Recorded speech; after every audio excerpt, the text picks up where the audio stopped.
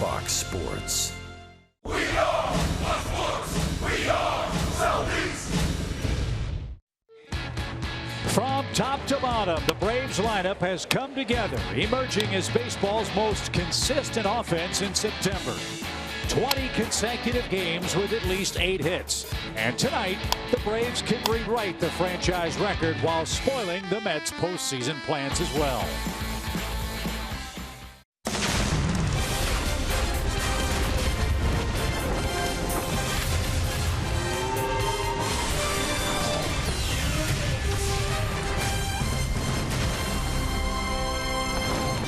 On this final official night of summer, the Braves are hoping the Mets are ripe for yet another fall. Tonight, the Atlanta Braves can come to Citi Field in Flushing, New York, and sweep away the playoff hopeful New York Mets behind young right-hander Ryan Weber. Hi again, friends. Chip and Joe, welcome back to the ballpark. Things have been awfully fun for the Braves here in the merry month of September. A winning record and a winning offense to boot. Right now, Joe, this is a Braves club I don't think anybody wants to play. I don't think I would want to play them if I were an opponent. The Braves are 10-8 this month. They're doing it largely on their bats, and you're right. They are having fun. They're having a good time, and especially these veterans that are really doing a big number in the middle of the lineup. 8+ hits in 20 straight games, as you mentioned. The best average in Major League Baseball since the All-Star break, and in their last 30 games, 5.7 runs a game. That's the most in the National League on average. 7 guys hitting over 270. Who are these guys? Well, they're a lot of fun to watch, and hopefully that'll continue against their longtime nemesis, Bartolo Colon, who's got 9 career wins against the Braves, but maybe the Braves figured something out last time they faced him in Atlanta. Did have some luck against him in Atlanta, and I love watching the guy pitch, but the Braves were getting on him early in the count. Ender Inciardi led off the game with a double. Nick Markakis hit a first pitch home run. He wasn't the only guy to go deep, as Matt Kemp also hit a home run off of him. But I think they were trying to get to him early in the count because they know he throws about 90% fastballs. We'll see if that trend continues tonight as the Braves will try to figure out a way to hang a few more runs on him. He's a 14-game winner at age 43. And believe it or not, the Mets have won more games with Bartolo Colon starting than any of their other pitchers in rotation. He is simply a remarkable man at the ripe old age of 42. It's game 3 of the series. It's a beautiful night here in the land of Mr. Met. We'll see if the Braves can sweep away the boys from Gotham. We'll get to first pitch and lineups right after this.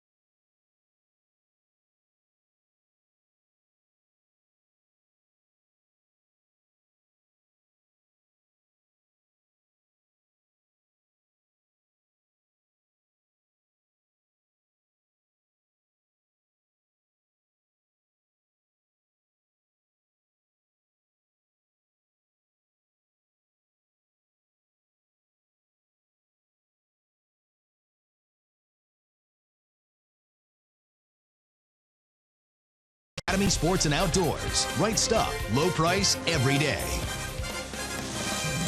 Well, this exact same date last year, the Braves were 60-91. What's the record right now? 60-91. Well, what's different? I'll use the word hope because they're swinging the bat, slugging it.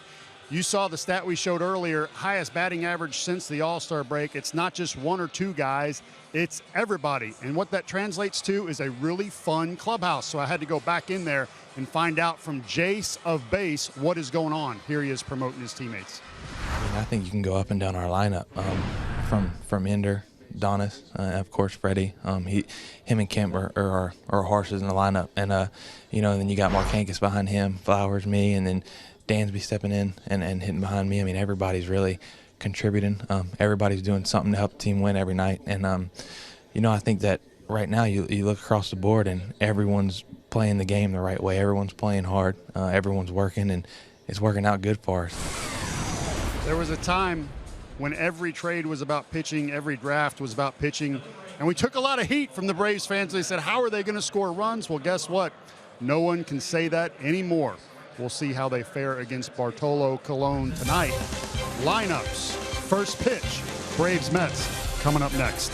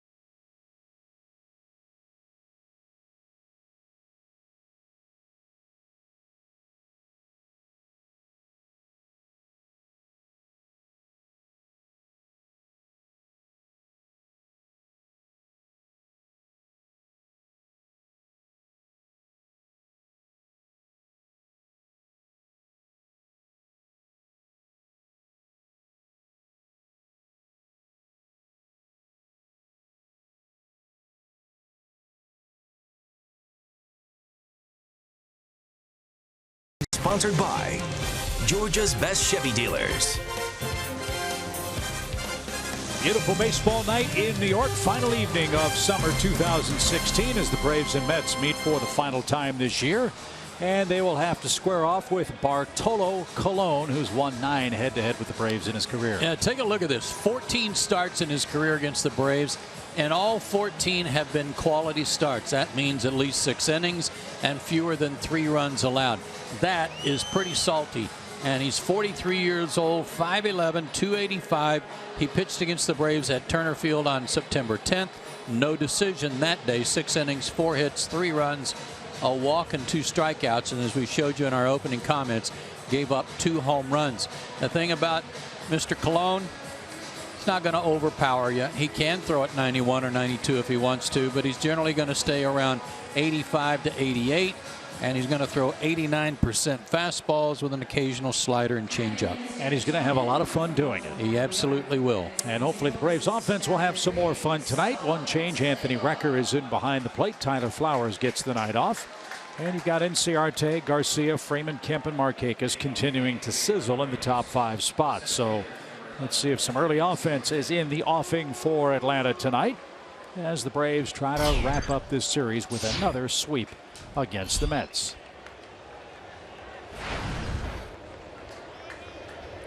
Anders had a good series. He's 4 for 8. And the first of the night right there, says Chris Siegel, our home plate umpire. Strike one.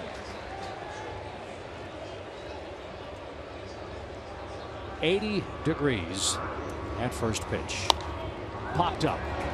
And Asdrubal Cabrera at shortstop has this one measured up, and we're underway.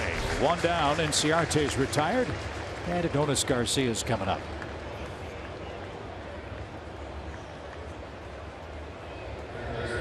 Adonis had the back-breaking blow last night, a 7th inning 3-run homer off Jerry Blevins.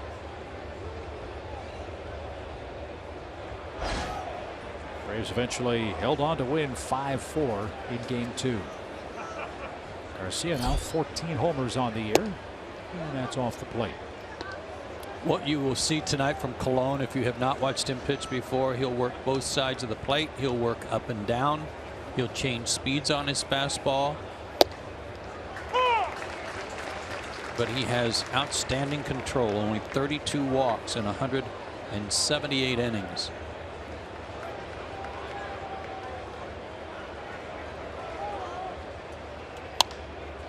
That's down the right field line and headed for the stands.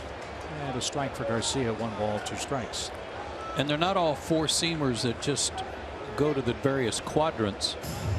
He'll throw a 2-seamer like that one that will run in on the hands of the right-hander, make it sink. He hasn't been pitching 18 years in the big leagues and not learned something. Popped up, shallow center. Diaz is coming on. Not going to get there. Rivera sliding try. The Mets second baseman couldn't glove it, and Adonis has a bloop hit, the first of the night for the Braves. And he will do this also. Bump this one up to 91, trying to run it in on him, and he did, but out of the reach of everyone. Terry Collins almost has a tryout camp going on in the outfield, trying to find somebody that'll swing the bat, score some runs, get some hits, but also play a little defense. Cost him last night, didn't it? Yeah, big time. Jay Bruce and Granderson miscommunicating. So here's Freddie Freeman. He has worn out Colon. 14 for 30 with a home run. That's a .467 batting average. Last night, Freddie doubled in the 7th inning, extending his hitting streak to 24 games. He's also reached base in 40 straight.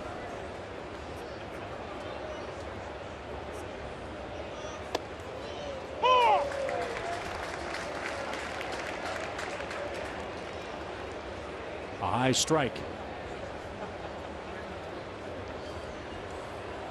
I don't think Freddie's going to win the MVP in the National League, but if there was a first half, second half MVP, he'd get strong consideration for the post All-Star break honors. He has been absolutely unbelievable.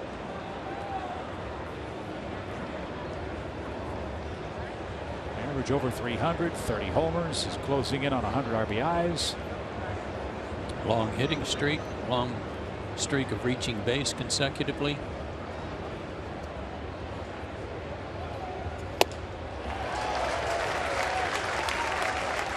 Two different pitches, but in the same spot.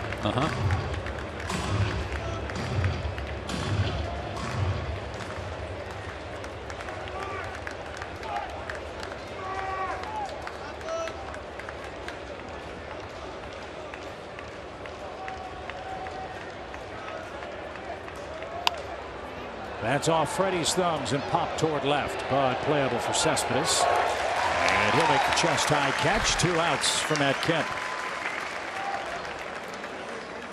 Any young pitcher watching this game, I don't care if you're little league, I don't care if you're high school or college, or if you're one of the Braves young pitchers sitting over in the dugout, you can learn something tonight about how you can pitch and pitch effectively with good command of your fastball. This guy will show you how to do it. You won't see a ton of breaking balls. Kemp with 31 homers and 100 RBIs, fourth highest totals in both those categories in the league. Takes a strike, and it's said so often sometimes pitchers can't throw too many strikes. That's not the case with Bartolo Colon. Yeah, because he never hits the middle of that square. It's always around the perimeter of it.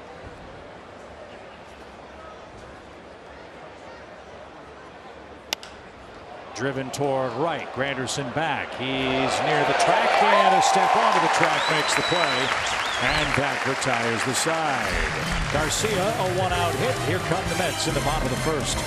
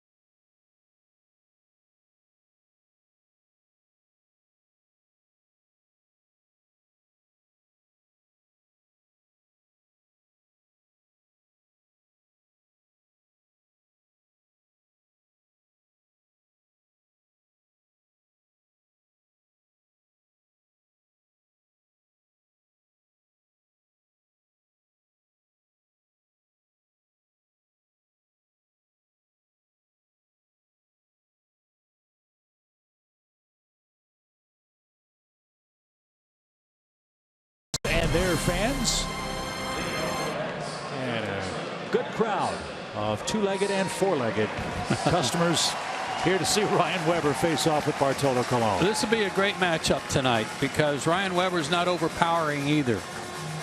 Look at that. 3 walks to 20 strikeouts in 31 innings. He'll have to keep those walks down tonight as well. His 4 keys to pitching success. Number 1, treat it like long relief. He's been great lately pitching in long relief. And ground ball to fly ball, he's 3-to-1 in that ratio. He needs that to work tonight too. Chip, when was the last time we saw 2 starters where at least one of them wasn't throwing 95 or 97? I can't remember. It's maybe the biggest sea change in our sport the last 4 or 5 years. I know we've talked about it. 10, 15 years ago, guys that were throwing 95, everybody was on the top step of the dugout. Can't wait to watch them pitch. Now, with all due respect to their talent, those guys are a dime a dozen. Everybody's got 9, 10 of them on their staff. You look at the Fox tracks, threw 2 strikes and didn't get a call on either one of them. So on ball 2, Reyes walks. And he's aboard in front of a red-hot Asdrubal Cabrera. I know Ryan's only made 1 start this year, and it was September 5th at Washington. But he should be over the jitters getting a start here tonight. First time to face the Mets as a starter, and he's been up and down 5 different times with the Braves this year, but he shouldn't have that much going on in his head to be affected by it. Unless he doesn't get any calls go his way, like already 2 out of 4 went against him.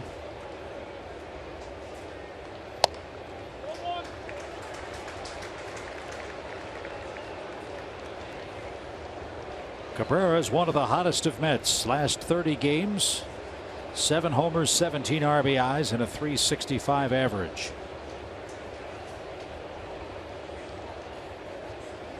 Reyes is running. Got a good jump. Recker's throw is going to be off Reyes' backside. It'll ricochet back onto the infield grass. And Reyes steals his 9th base of the year.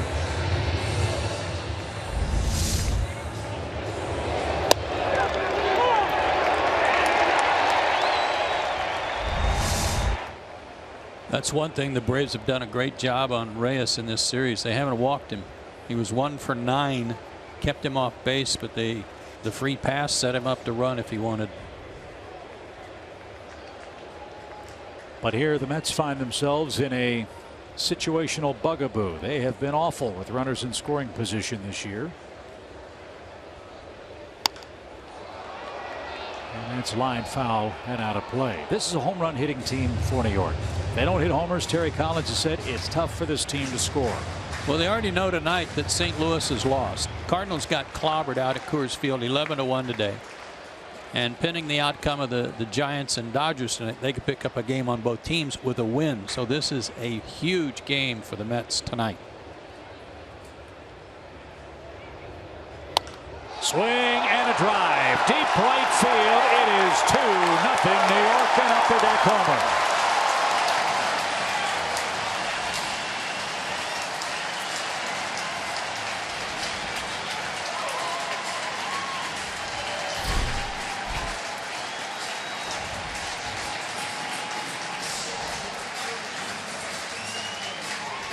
A record-setting home run for Asdrubal Cabrera, his 20th as the Mets shortstop, the most ever by a Mets shortstop in a single season. High pitch, and it ran right to the barrel. It was moving, and there was no question. Upper deck. So exactly the kind of start the Mets wanted. 2-0 with nobody out. And here's Cespedes.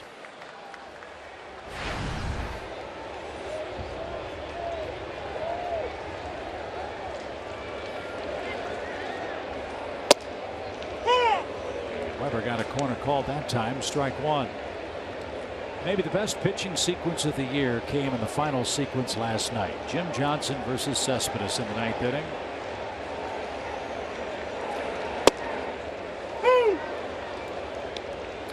Yeah, that curveball to finish the ball game was as good a finisher as you'll ever see.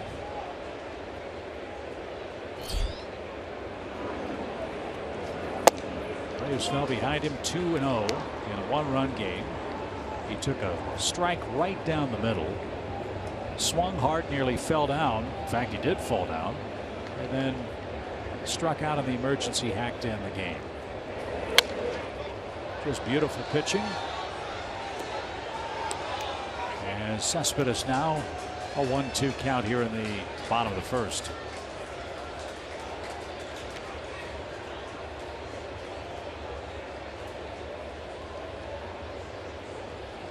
Julio Teheran started last night, did his normally great work against New York. 7 innings, a 5-hit, 1-run ball. Really earned his 6th win.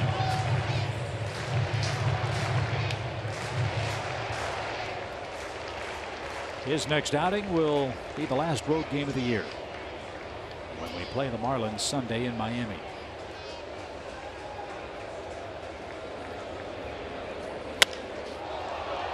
Popped up. And Inciarte broke back, now charges in and makes the play. Cespedes retired for the first out.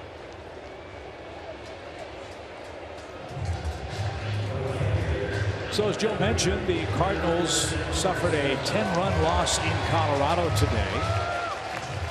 The Giants play out west later on in Los Angeles. The Mets still tied with San Fran in the wild card race, and it could be a 3-way tie before it's all said and done, and that would be a big mess. On a strike to Granderson. Big game for Miami tonight also if they want to try to hang in there. They're only 4 back.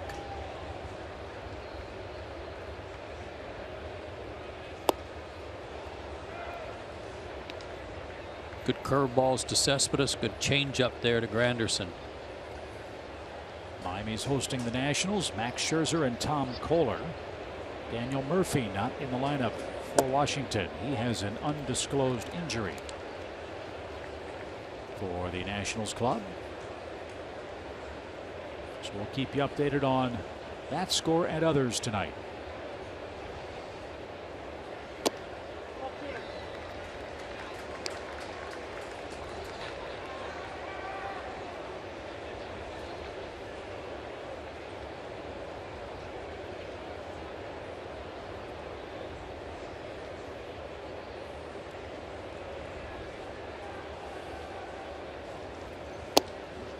Strike 3 froze Granderson. That's the only strike he threw. I know the count was 2-2, but that's the only one that hit the strike zone. Well, that's how he has to pitch.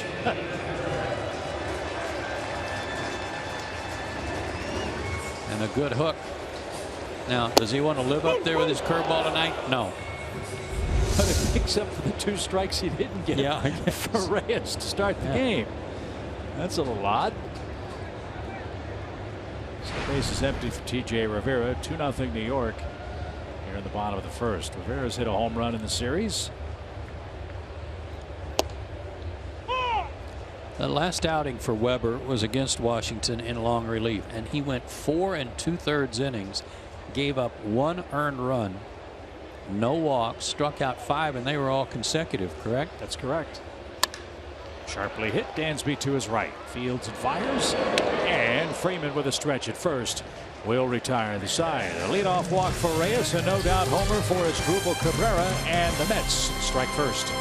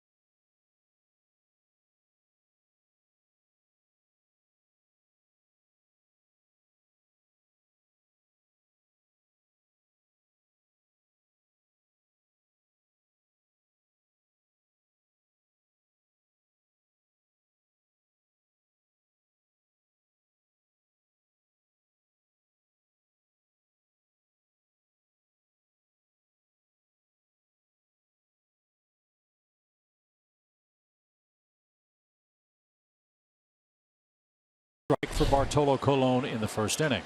And no surprise there. He leads major league pitchers in most pitches, his percentage of pitches in the strike zone, 55.1%. The one name that really stood out to me, Mike Foltynewicz, 4th on that list. I'd say Mike has improved greatly in terms of his strike production. Can't wait to see Mike back on a major league mound, hopefully on the last homestand for the Braves. See about that. Markakis jumps on the first pitch, skies it out of play foul. You mentioned that Tehran will pitch on Sunday in Miami. That means his last start will come against Detroit at home the last weekend, which will be mighty important to Detroit. Right at Cespedes in left. Markakis is retired. 1 down. Yeah, the Tigers a game and a half out of the wild card of the American League. Detroit is facing Minnesota. The Tigers having all kinds of starting pitching issues, short starts, etc. Tonight they'll send Buck Farmer to the mound, his first start in over a year.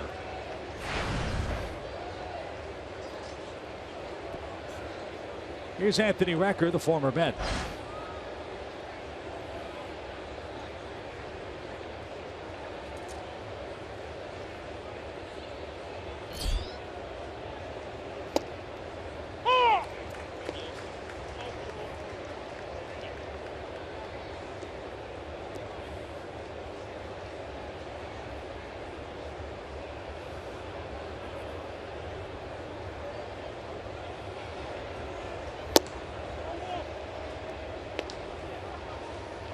Tonight, something worth watching from center field camera is how close Colon comes to the target of Rene Rivera each and every time.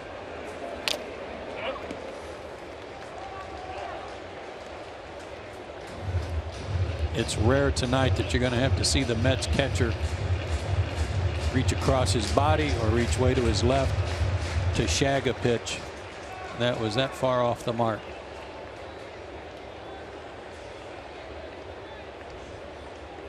Rocking chair time.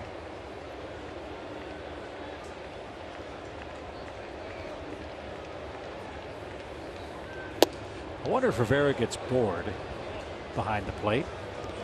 Does he decide just for fun to use a different finger to signal fastball? Yeah, I would. I would. He might get tendonitis otherwise. Last time it was with the right pinky.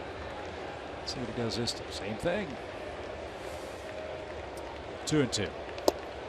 Strike 3.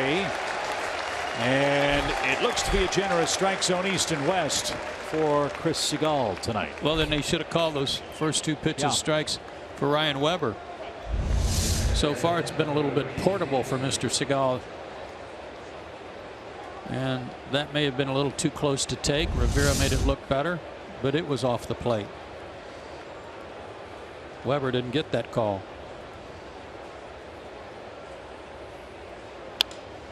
Well, Colon knows a thing or two about strikeouts. He needs 3 now to tie Robin Roberts for 45th on the all-time strikeout list.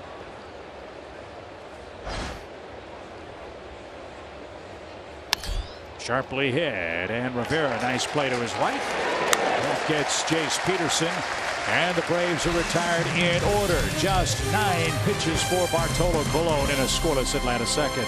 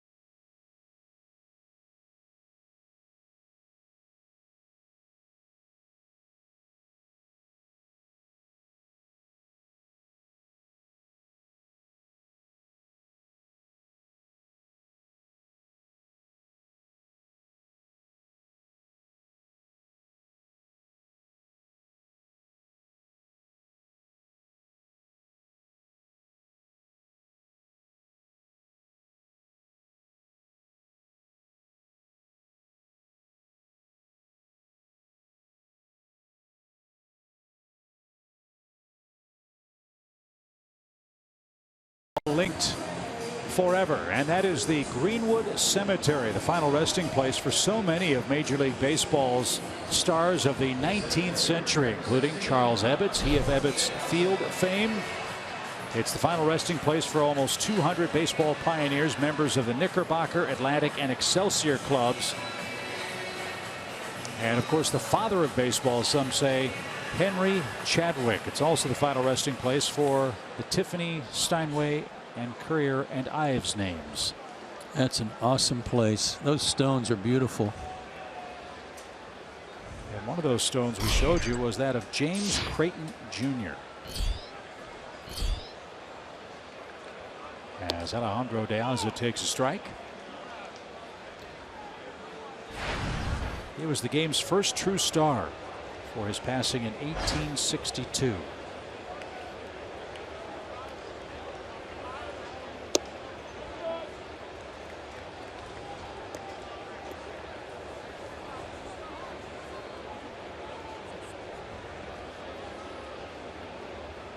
Creighton was a dominant pitcher. Could play all the positions in the field, and Henry Chadwick wrote, quote, "Not one player in 5,000 has the capacity to fill all positions ably and excel in each. The ability required being too great except for one like the admirable Creighton."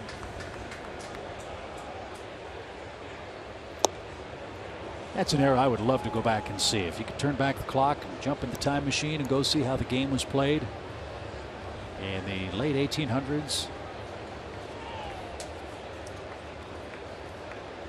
Fascinating to see how the sports developed. Oh, no swing. How about the strike? I couldn't agree more. Good grief. I don't know how many more he's going to take away from Ryan Weber, but this is robbery here. That was a strike to Freddie Freeman. And pulled foul. Full count for De Aza. Alejandro getting the start in center field because the Mets have benched Jay Bruce. In fact, rock bottom, they say, for Bruce came last night when he was pinch hit for late in the game against Ian Kroll. Bruce is 3 for his last 38. He's knocked in 11 runs in 40 games for Terry Collins. And look, this is the time of year where you don't care about a guy's resume. You care about winning the game. Got to. If you're running a ball club, you've got to make decisions and put the best people up there in the best position to help you win. And Campbell got a base hit. Fly ball right. Long run Markakis near the line, near the stands, and he's going to leap up, and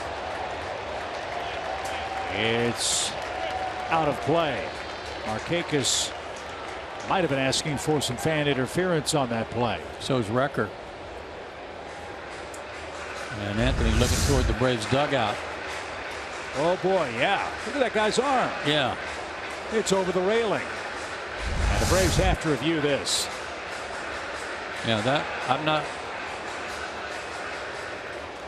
sure without looking at it again how far over the railing it was, but definitely reached over.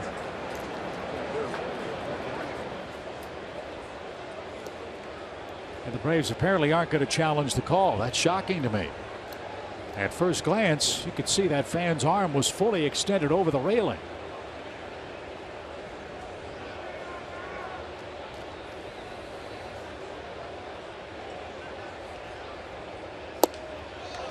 And down and in, ball 4. Second walk for Weber. No question about it.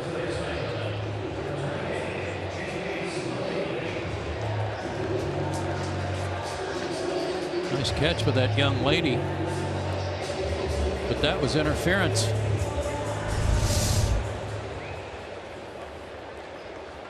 And De Aza should have been struck out before that.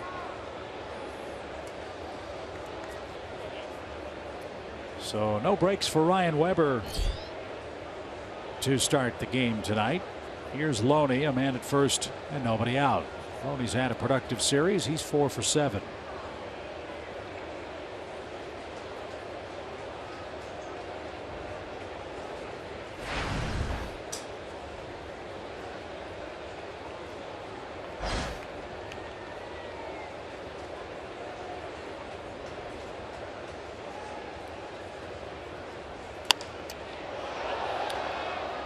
Showing you that play at first base on the pickoff attempt.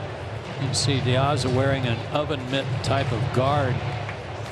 Brandon Crawford, the shortstop for the Giants, wishes he had one of those on last night. He dislocated a finger sliding headfirst into third base at Dodger Stadium. One of 2 big injuries the Giants suffered. Johnny Cueto strained a groin too. San Fran very concerned about Cueto's status the rest of the way as they try to chase down LA out west.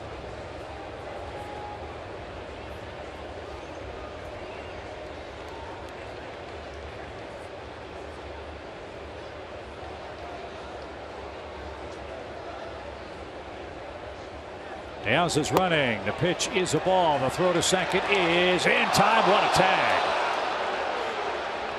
A lightning catch and tag by Dansby Swanson erases De Aza at second base, and now the Mets might take a look and challenge. That was a very difficult pitch to throw on for Recker. Down and in, and to come out of there firing like he did, very impressive. Got him. Got him. Nice throw. So Recker guns down his 6th would-be base stealer and erases De Aza and Loney, a 1-1 count. And a little pop towards second. Jace is going to catch that, and 2 are down. Shift worked on that. So maybe the tide's turning a little bit here for Ryan Weber after a walk on 4 pitches. 2 of them were strikes. Then the homer. And then got out of the first inning by retiring 3 in a row.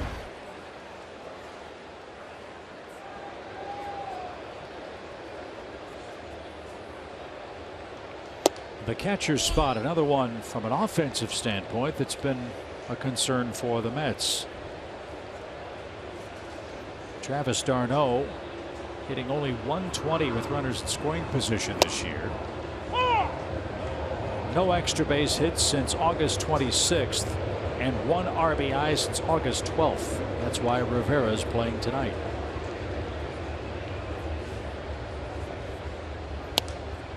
For a team that's tied for the top of the wild card contention, they've got band-aids everywhere. They've got a band-aid at third, second, first, catcher, and tonight in center field. And you might say in 3 of their 5 rotation spots. Back to the mound. Nice work by Weber to pitch around the leadoff walk. And the Braves are coming up in the 3rd inning with Dansby Swanson set to lead off. It's 2-0 New York in Game 3.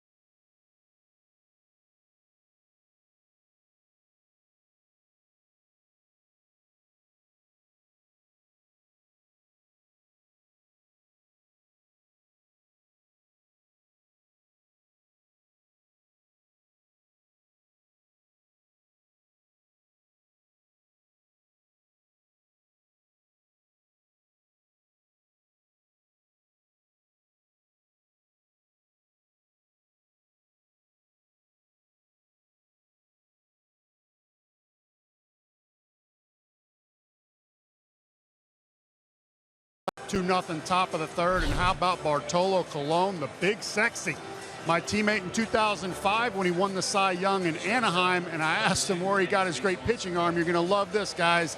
He grew up in Altamira, Dominican Republic, throwing at coconuts. That's right, rocks at coconuts. Not what you would teach, but you know what? It works, and 42 years old out there doing it. Guys, I agree. He is one of the funnest pitchers to watch in the game. Back to you guys. Well, one thing about it, Paul, if you're throwing at coconuts, there's a reason for that. You're hungry, so you better be accurate. That's right. And a really cool story too is after he made it in the big leagues, he went back, and that's in the country in the Dominican, and he started his own pitching academy, built a big training facility and baseball field so that guys could have a better chance than he did. I've got a question for you, Paul. The first 2 innings here, the zone has been somewhat generous for Bart, and it has not for Ryan. And as a pitcher, if you're in Ryan's shoes and you know you're making some good pitches, you're not getting the calls, and it's hurting you, how do you keep your mind straight and not let that affect you? That is a great question. Popped up by Dansby into right field. Granderson's going to catch that. I think in this game you've experienced that before. This game is not fair. You have certain umpires that, for whatever reason, have a different zone or they call different pitches for strikes. What I don't like about this is, as you mentioned, Colon and Weber throwing the same pitch, a sinking fastball. So why is he not getting it? Well, Bartolo Colon's 42, 18 years in the league. So he's earned that right. I hate to say that, but at times he may have a different strike zone. You have to, as a pitcher, as a rookie, fight through that. You have to have your manager guys fighting for you. And then it's also not uncommon when you walk off the field to respectfully ask the umpire where he needs to see the pitch. And you need a veteran in that dugout to go over and tell you that, hang in there, keep hitting the spot. Don't let him change your game. There's certain things that are just simply out of your control. Is it kind of on Anthony Record too to kind of fight for you a little bit and say, you know, that was a good pitch, he needs that call, something along those lines? Yes, I agree with that. And you saw him pop up on that last pitch to go to throw, and then he questioned the umpire. He doesn't want to throw the ball down to third, but his body language shows you that he is fighting for Weber. Who faces an 0-2 pitch from Colon. Rivera tried to frame that one, didn't get it. And the count now 1-2. 22 strikes for Colon on the 28 pitches, make it 23 of 29. He's set down 7 in a row. That's his second strikeout, and we head back to the top of the order. 2-0 New York on an Asdrubal Cabrera first inning homer.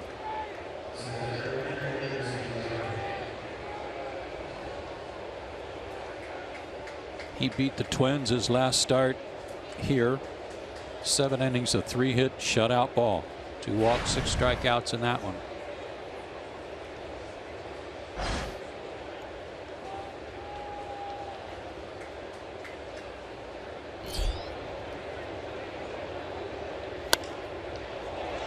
Jumps on the first one, skies it foul for a strike. He's riding a 5-game hit streak. He's 10 out of 21 now, including his pop out to start the game during that 5-game stretch.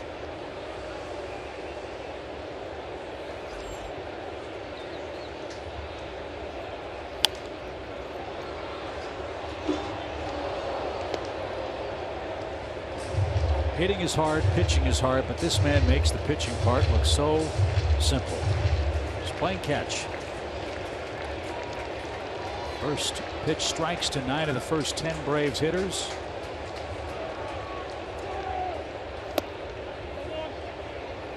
And I would assume it's frustrating in the sense you know what's coming, and still, Joe, you can't do an awful lot with it. You know it's coming, but you don't know in which fashion. You don't know if it's going to be a sinker like that one. You don't know if it's going to be something running away from you, darting in on you. And that one came back to cut over the outside, or the inside corner, I should say. And Colon has his 3rd strikeout and his 2nd consecutive 1-2-3 inning. He leads by 2, and Big Sexy is coming up for the Mets in the bottom of the 3rd.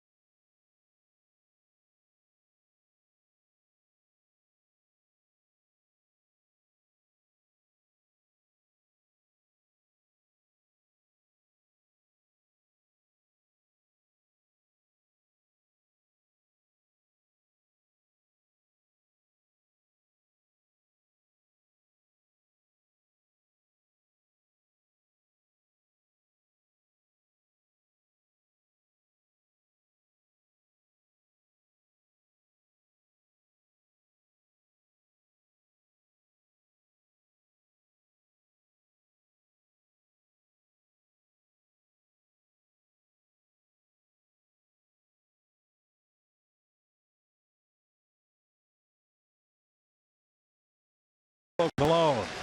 Oh. That's the first time I've seen that. Me too. That is awesome. I might have to order one of those just for fun. That is a great shirt. That's kind of like going to the state fair and guessing how many jelly beans are in a jar, you know, how many Barts are on the shirt. Well, he has had a big year at the plate. He's hit a home run. He's drawn his first career walk.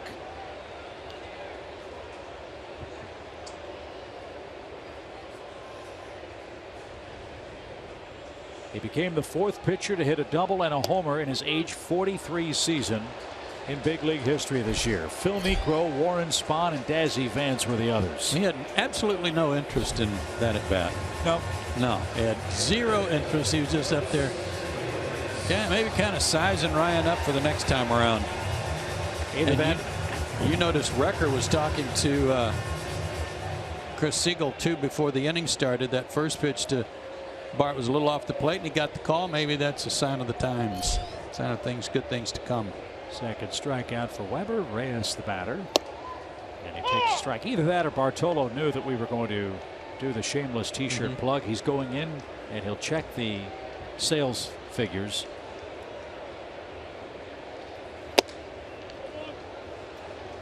That's a great shirt.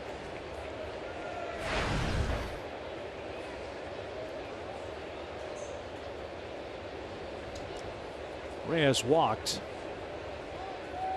stole a base and scored, and now lines one toward Kemp in left and makes the running catch. There's the second out, and here's Cabrera. In the blink of an eye, it was 2-0 New York in the first inning. Since then, Weber has settled in nicely. That was a long homer too. Number 8 since Cabrera came off the DL.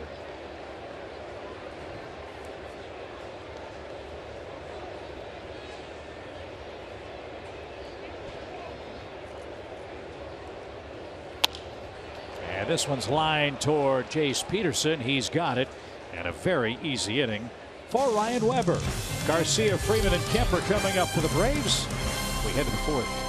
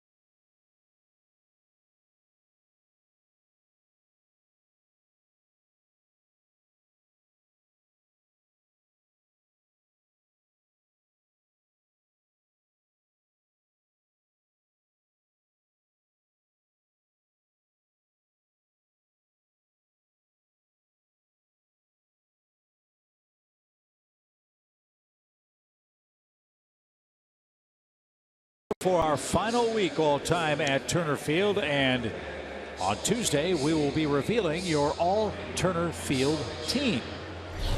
Voting is still being accepted, and Tuesday night on Braves Live, John Sherholtz and Bobby Cox, we understand, will be on hand to reveal the starting 9, the starting 5 pitchers, the utility guy, and the all Turner Field reliever. Yeah, I wish a couple of those utility guys were up there in that second base row. I think that would be one position for sure. There might be some different votes cast. But we'll see how it turns out. I think it's great that Bobby and John are going to be there to help show us who made the all-time Turner Field team. I'm sure that'll be an emotional unveiling for those two men, too, with all they did in building the Braves, getting the Braves from Fulton County Stadium to Turner Field. Another generous strike. They both had so much to do with all those players being in uniform at that ballpark. Garcia strokes one toward De Aza in center. He'll make the play. Adonis thought he had fooled the Mets center fielder. No such luck. He's 1 for 2, and Colon has set down his 9th consecutive man. And here's Freddie Freeman, our Georgia lottery, hitting the jackpot. 30 homers, 40 doubles, 6 triples. Only Hank Aaron has that triumvirate, and that was in 1959. Wow, that's impressive.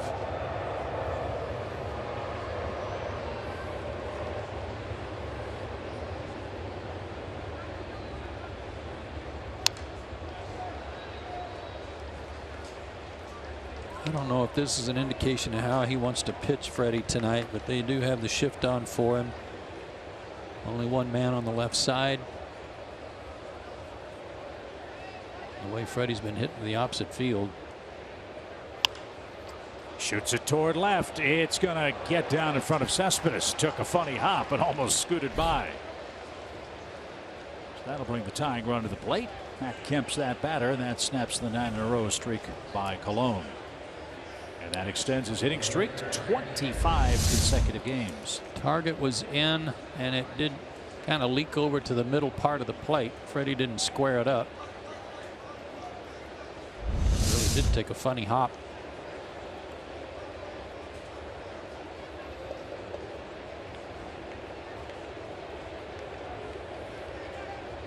So let's see if the second time through the order is beneficial for the Bravos. 2-0 New York. And cracked foul.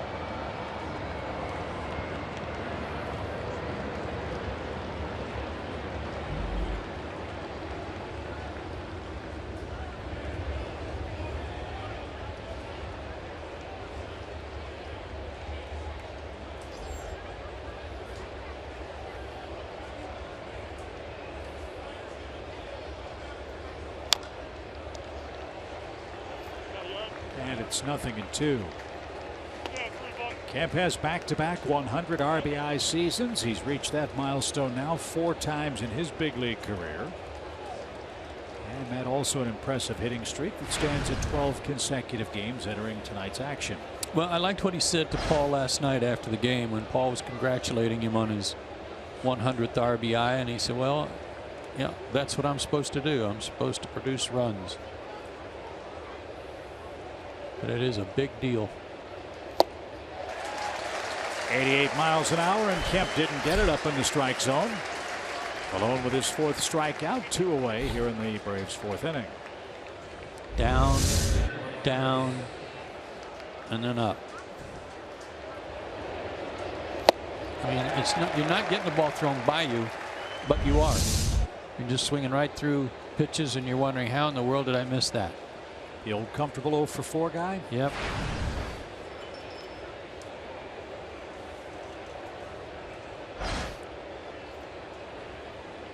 Nick Markakis flying out his first at bat. And that's in for a strike.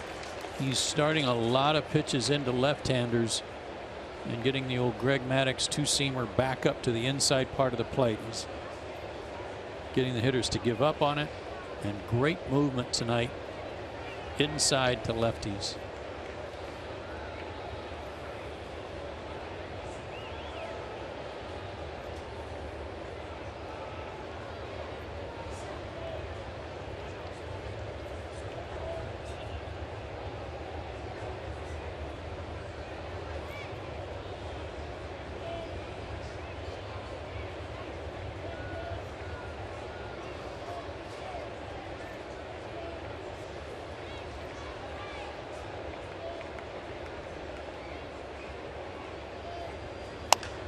Little ground ball, and Colon catches and flips quickly to first. He's amazing. No runs, a hit. He's allowed 2 of those, and he leads 2-0 after 3.5.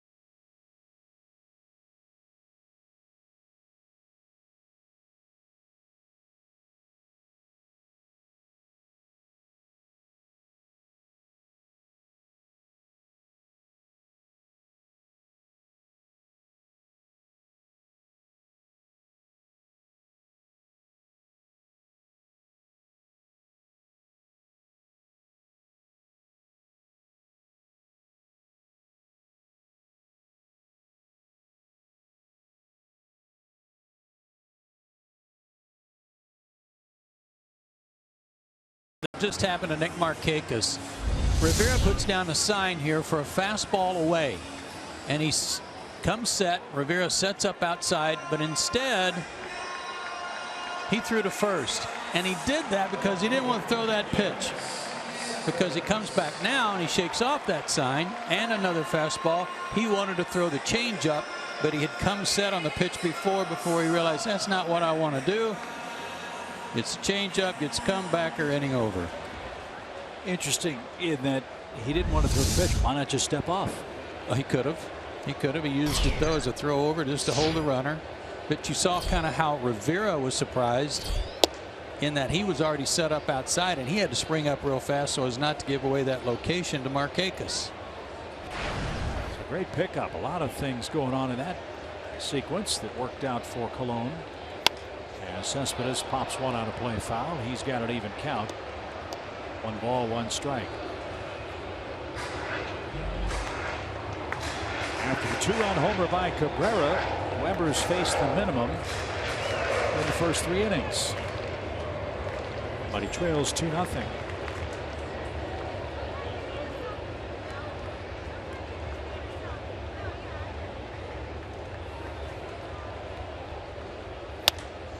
Right into the shift, and Dansby's got it. He throws high at first, and Freeman kept the bag somehow. One of the few throws we've seen Dansby make that sailed. That's 2 tonight that Freddie's had to help him out on. But I think he rushed himself because he bobbled this one a little bit. Didn't get on top of it. Nice to have a long arm 6'5" first baseman. Cespedes didn't exactly set the 100-meter speed record getting down the line for New York either. That helps too. Here's Granderson. He struck out looking back in the first. As you said, this is a huge game for the Mets. They know the Cardinals have lost. Colorado beat them 11-1 today. Nolan Arenado hit a home run. And it was 6-1 Rockies after 2 innings, and they cruised at Coors.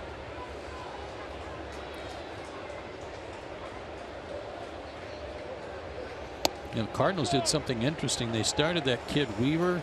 Yeah, Luke Weaver. Who they're really high on. He got knocked out early, and they brought in Jaime Garcia to pitch after that.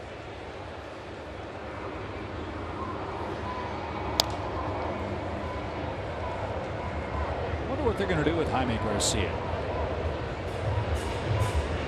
He pitched his best game of the year against the Braves. When we saw him in St. Louis, we said, how does he ever lose a game? Yeah. He's a one-hitter with electric stuff, but then they've seen a lot of the bad Jaime Garcia since, so he has been banished to the bullpen for now. Freeman, what a stop. I'll rock it off the bat of Curtis Granderson, and there's the second out. Also helps to have a big 6'5" first baseman who has great hands.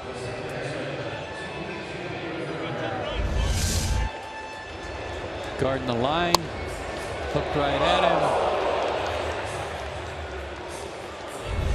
him. Nice play. 2 up, 2 down for Rivera. TJ grounded out to short. That was the throw Joe was mentioning that sailed a bit.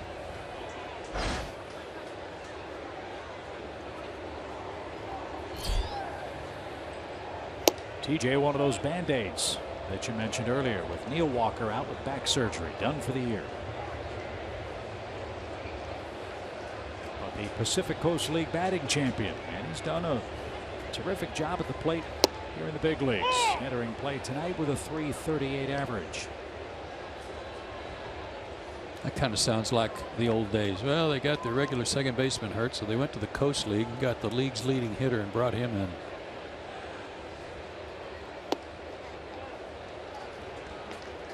Two balls and a strike. Well, they had their choice because the Las Vegas club was first, second, third individual players in the PCL batting title race. Up the middle, and Rivera's aboard with a 2-out single. A little pained look on the face of Ryan Weber on that one. I think it was a curve ball, but I know it was something he left up and out over the plate.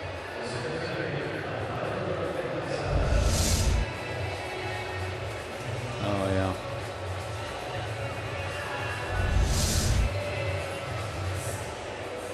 No problem. 2 quick outs. Get another ground ball here.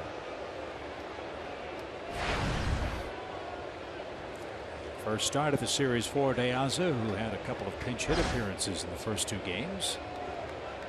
Alejandro walked and was thrown out trying to steal in the second. And this one's pulled foul, right side, strike 1. Big win for Seattle today. They held off Toronto in extra innings, 2-1.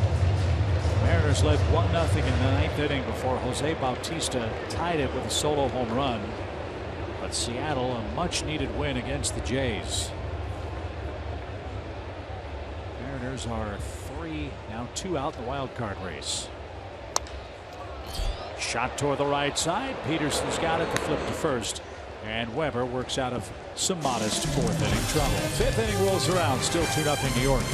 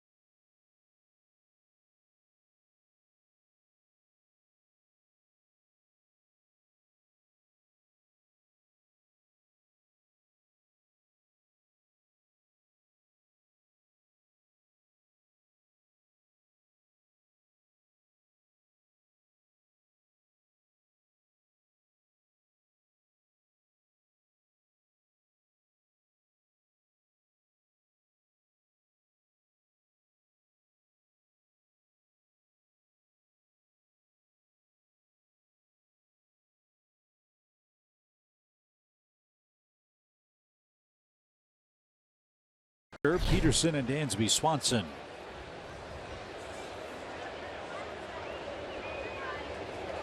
Braves have 2 hits, trying to pick up 8 or more in 21 consecutive games. They've got some work to do because Colon just keeps throwing strike after strike.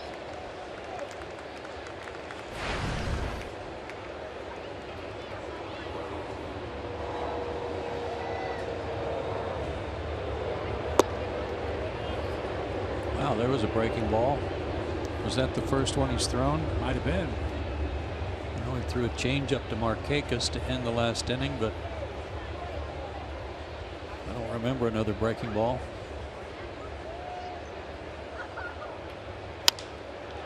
Fly ball, well hit. De Aza slowing though at the edge of the track. Deepest part of the yard. Recker gave it a ride, but he's unrewarded. And there's out number 1. Storyline tonight, Bartolo Colon, our Academy Sports and Outdoors leaderboard. Among active pitchers, the most wins and starts and innings, most quality starts. Only CC Sabathia has struck out more batters that's still active. There was something in their notes tonight that really got my attention with regard to his longevity. And it also included Phil Niekro. Since turning 40, he's had 40 starts in which he's allowed 1 run or fewer. That's the 6th most for a pitcher after the age of 40 since 1913. And the guy who has the most is Phil Niekro, 67. Nolan Ryan, 61. Clemens, Moyer, and Randy Johnson always also in there. Bouncing ball to first. Loney's got it. And to your earlier point tonight about how the game has changed, he's living proof that you don't have to throw 99 miles an hour. You certainly don't have to be a chiseled physical specimen. Well, you just have to pitch. We got a 2-0 game here.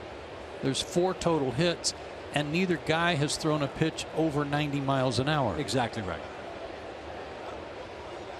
And so my question is, knowing the experience, knowing the durability, knowing that Bartolo Colon is going to give you 30+ starts, he's going to give you 200+ innings, and in a free agent market in which the starting pitching that's available is not considered to be all that primo, what's he going to get? I don't know. I'd take him. He'd pitch on my team. If for no other reason than I just like watching him pitch. Right? I think he's just a special guy. And keep in mind too, I mean, Brian Snitker saw him at an early age when he first broke in. Blazing fastball, mid to upper 90s fastball. 2 strikes. I mean, yeah, back then he could overpower you. Now he just outwits you.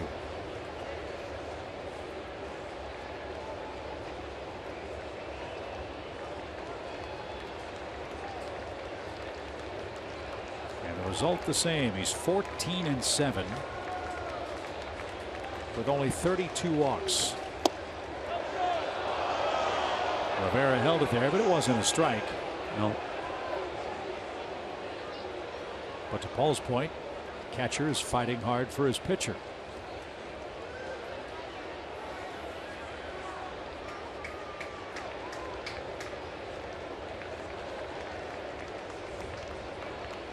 Just nodded yes on about 4 signs.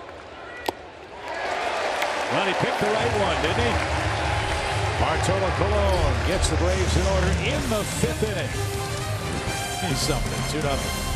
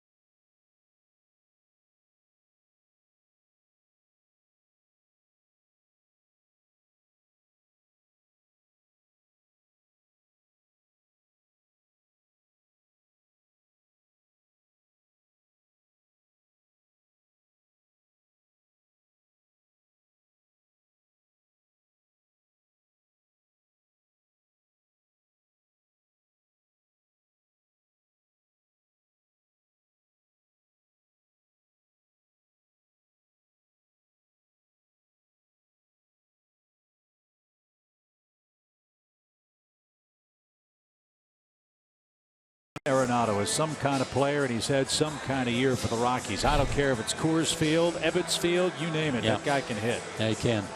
Heck of a player.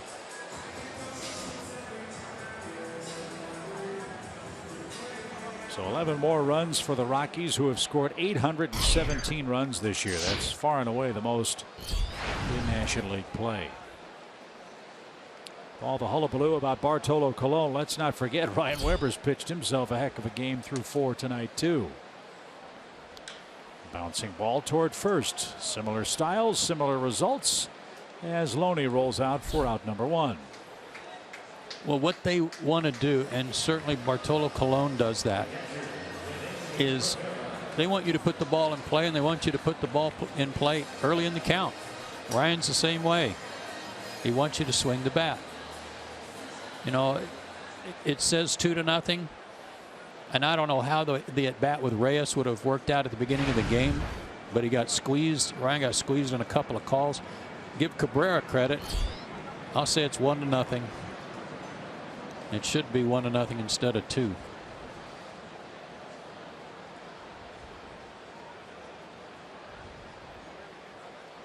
Rivera hit a tapper back to the mound. That ended the Mets' 2nd inning.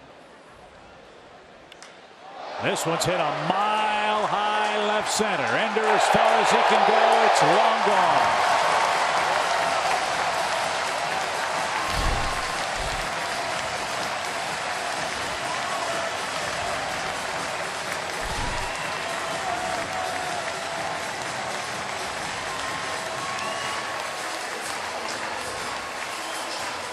First homer for Rivera since August 17th. That one a no-doubter. It's 3-0.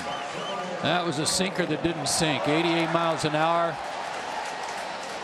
And it just stayed up. And up and up. Yeah, that was a home run in this ballpark before they brought the fences in. So 6 homers for Rivera, 3-0 New York. 205 homers for the Mets this year. That's team record. And a swing and a miss by Colon, who was trying to get in on the fun as well.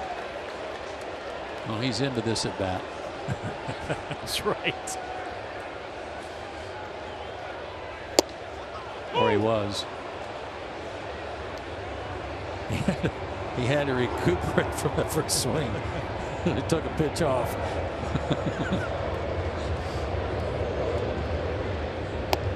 And a breaking ball. And Weber strikes him out. Ryan has his 3rd strikeout, and 2 are down.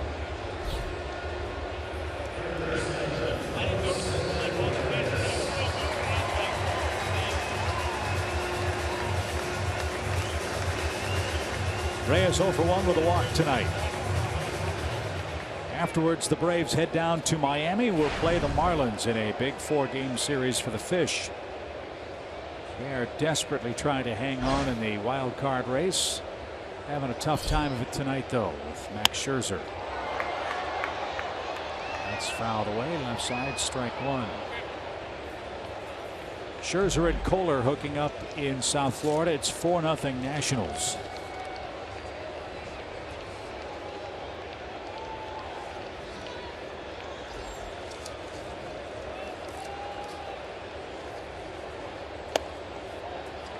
The Mets, meanwhile, have the Phillies next.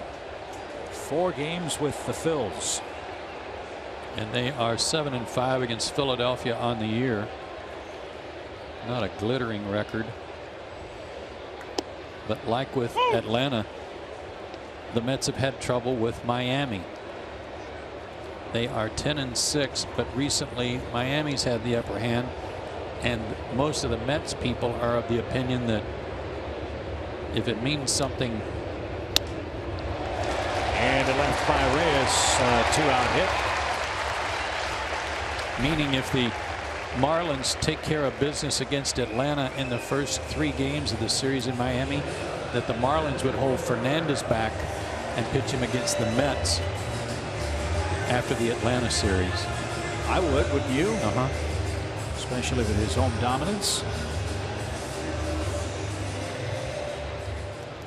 But we'll see how the first 3 games go beginning tomorrow night. Josh Colmenter and Jose Urena will work in game 1.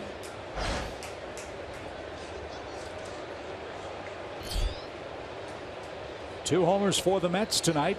Cabrera hit the first one, and a close play chases Reyes back to first.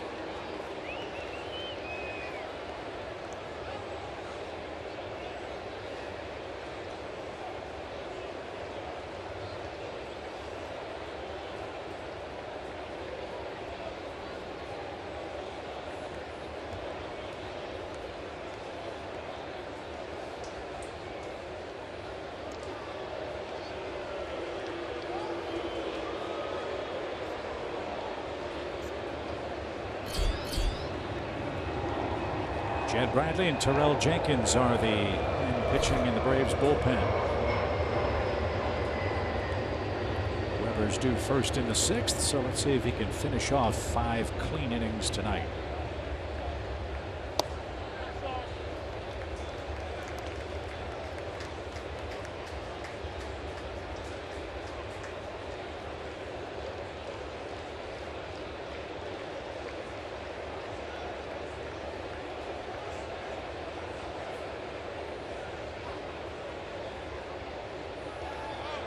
Oh, good move.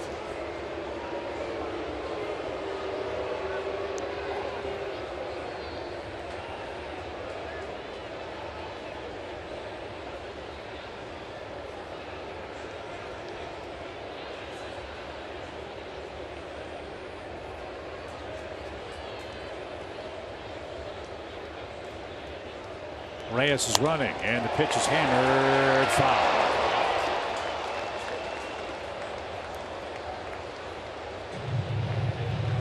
Tallest guy won. Right.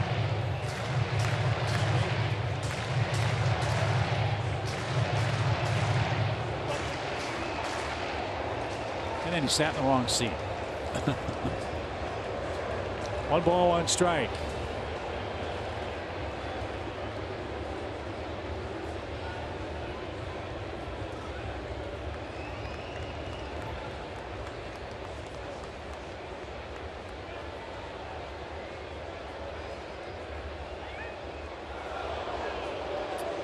Another close play. Freeman thought they might have picked him off. Yeah, Freddie was motioning to the dugout. They thought they got him there, and I thought they caught him leaning a little bit.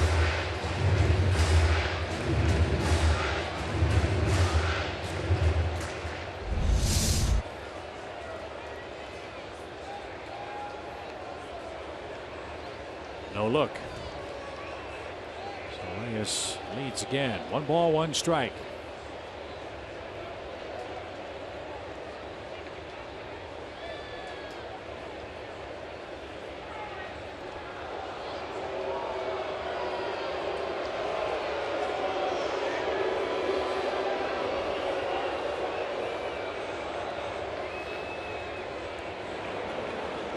Let him get his lead, let him extend it, and then just step off and bluff.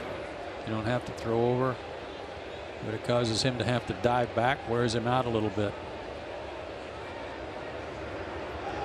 He started, then stopped, and the pitch off the plate.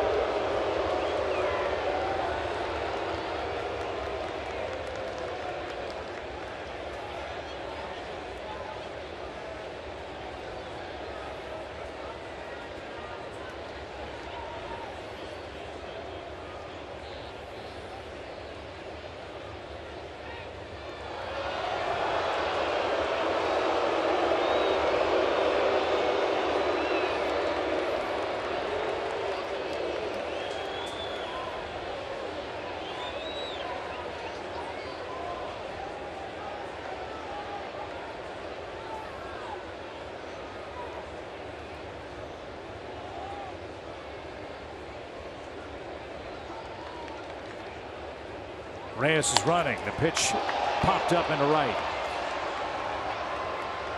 Reyes forgot how many outs there were. And Markakis makes the catch. And that will retire the side. Weber works 5. Braves bats go to work. Down 2. Make it 3.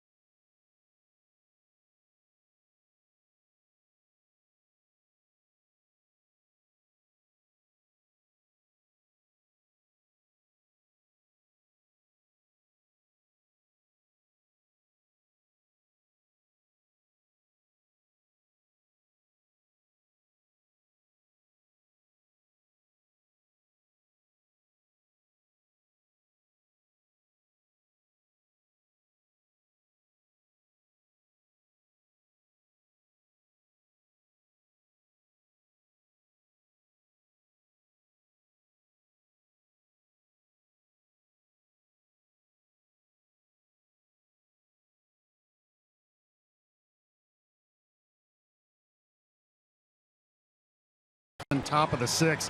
Want to talk about the big sexy Bartolo Colon and release point. When I was in Anaheim, he used to warm up before the game with a shot put. Watch this ball come out of his ear. 88, 89 miles an hour is now good enough simply because of the effective velocity at getting on you quickly. Add movement and location to that, and you know what? He's really hard to hit. Guys, back to you. Hey, Paul, I think I saw him warming up with a similar, it wasn't a shot put, but it looked like a heavy weighted ball before he went out into the bullpen. He was just playing catch out in right field. That's what it is. It's a sand shot put, and he will throw that before the game. And sometimes I don't know if it's directly attributed to this, but he will not have great velocity in the first and second, and he will pick it up as the game goes on. That was him 10 years ago.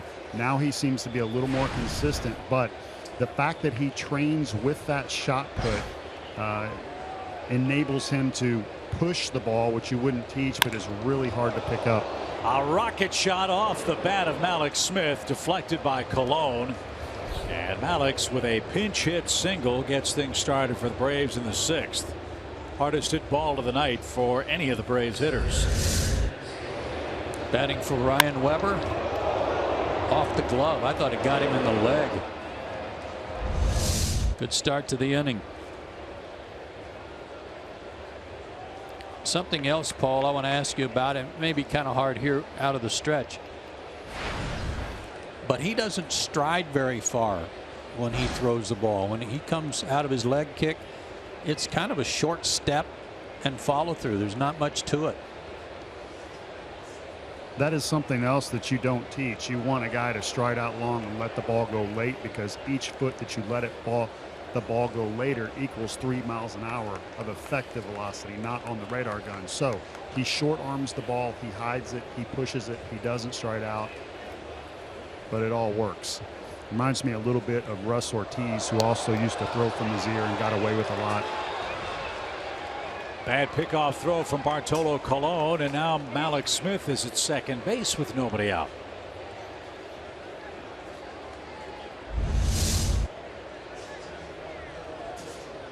Throwing error by Colon.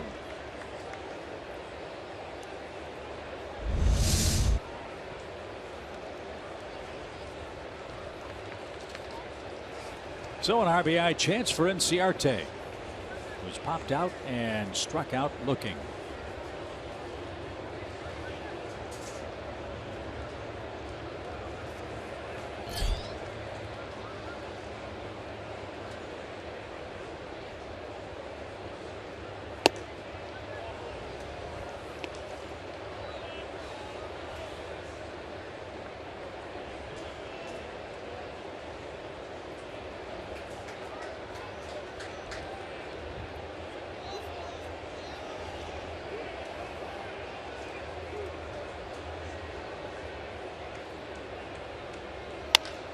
Back to the mound. Colon's going to run right at Malik Smith, who's in some trouble. He'll try to stay in the rundown long enough to get Inciarte to second. He did. So Malik Smith and Inciarte trade places. There's the first out of the inning.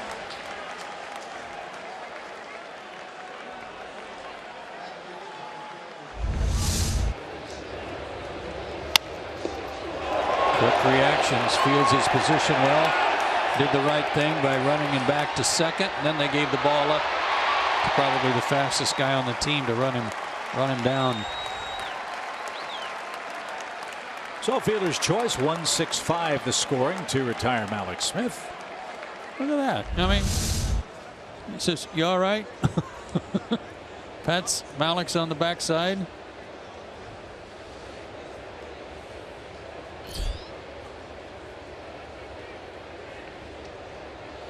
Adonis has a hit in 2 tries tonight. That one missed off the plate. Colon and Eddie Perez have had an ongoing conversation as the inning ends, and Colon's going to the dugout, and so is Eddie.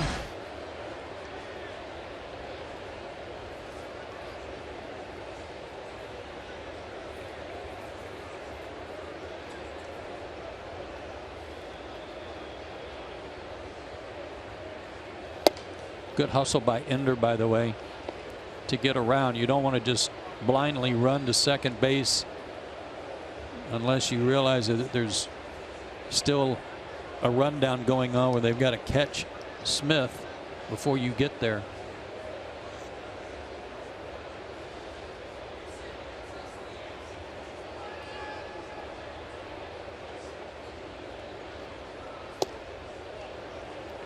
Well, we might have gotten crossed up there. I don't know how. Yeah, right. Well, maybe the ring fingers what threw him off if he used that. He's got his first 3-ball count coming into this inning. No Brave batter had seen more than 5 pitches. And there at bats. And another base runner would be just what Atlanta hopes for with Freeman waiting on deck. Won't happen. Ground ball back to Colon. 2 outs.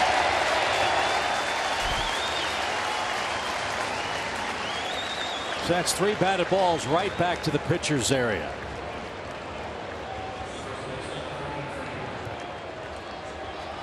.3-0 swinging there. I'm not crazy about that. I don't care how hot Adonis was last night. I want him to throw a strike there, and if he doesn't, bring Freddie to the plate.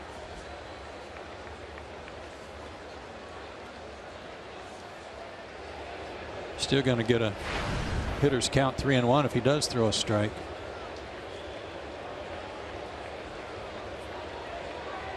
The best Freddie could do is make it a 3-2 game. With 2 outs, Kemp on deck, and he straightens him up inside. Ball 1.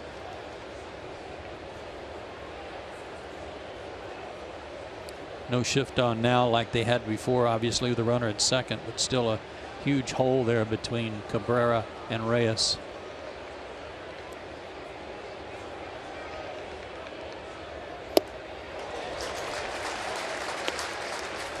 That's where they've had their only success against Freeman.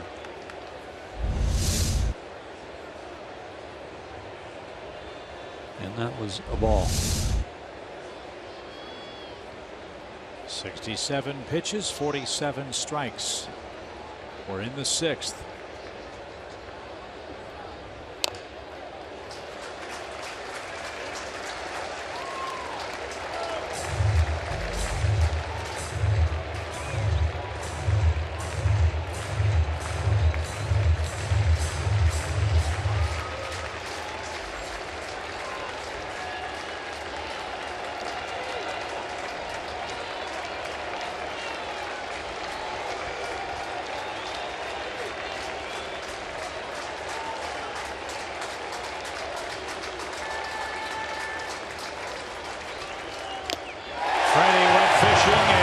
Swung at 2 balls way out of the zone in that sequence.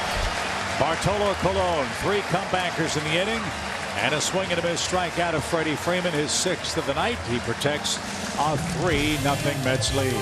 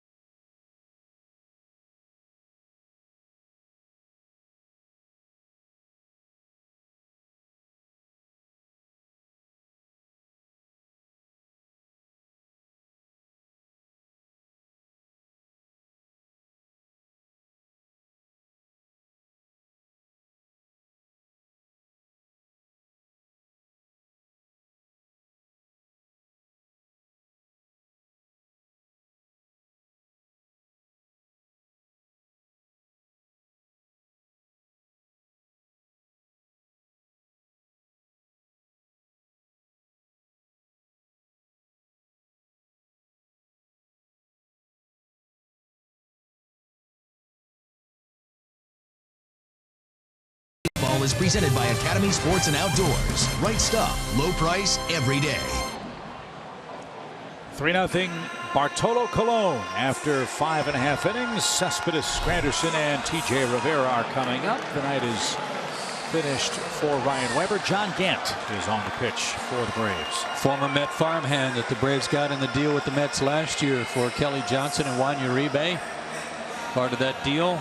16 games this year, 1-4, 524 strikeout per inning pitched.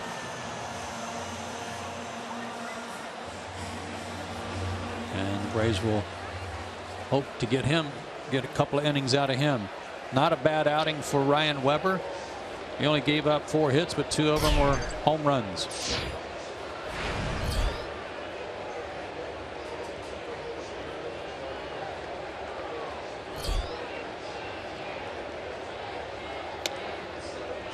.72 pitches for Weber in his 5 innings. 3 strikeouts, 2 walks, 3 runs, 4 hits, a couple of homers.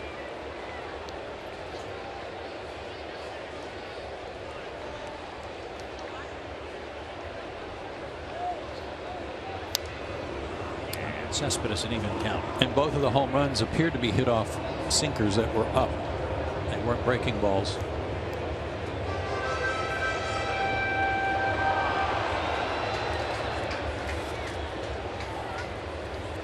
Cespedes 0 for 2. And 0 for his last 11.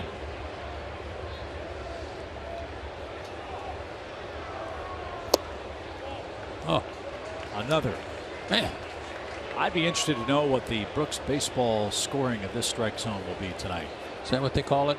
Is that the rating? That's one of the evaluative sources that's out there.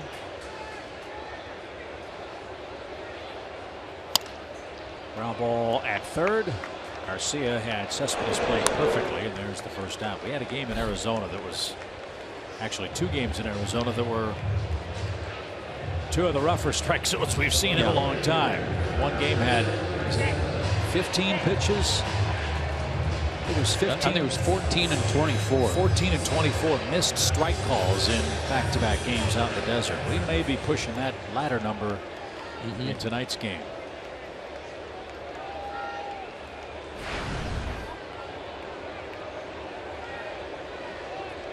Granderson 0 for 2. Freeman made a terrific pick to rob him last time up.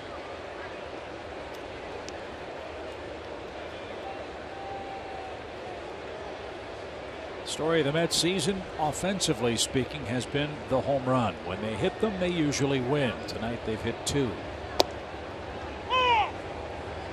The Mets are 70 and 38 when they hit a homer. They're 20 and 33 when they don't. That's 53 games without a homer, almost a third of the season. And the Mets don't play long ball, and they've lost 3 out of those 5. And that number of the percentage of runs that come by way of homer, tonight it's 100%.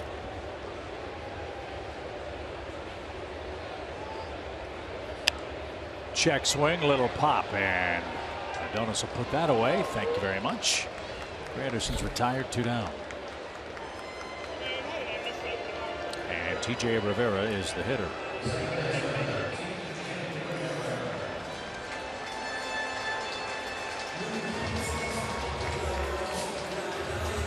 Mets chance tonight to pick up a game on the Cardinals. They will be rabid Dodger fans tonight. Kenta Maeda and Matt Moore are hooking up at Dodger Stadium. That game starts about an hour and a half. And remember, Matt Moore had a pretty good outing there last time he pitched at Dodger Stadium. Tell you what, if T.J. Rivera here can hit a little bit anywhere near what he's showed in the minor leagues, being from the Bronx, along with Steven Matz, who I think is from Long Island. Up the middle, and it's past Dansby. Couldn't get there. Excuse me, Jace Peterson was the man that dived for that ball. I beg your pardon. The shift was on.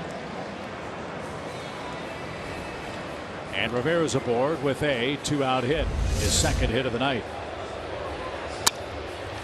Seems to hit everything on the barrel.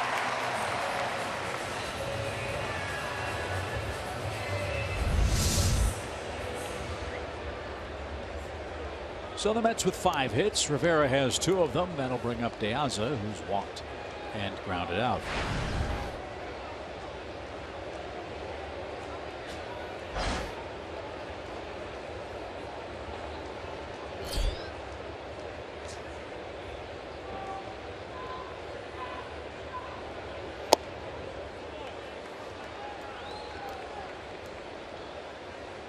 Their outfield situation being what it is, with the struggles of Jay Bruce, the injury to Juan Lagares.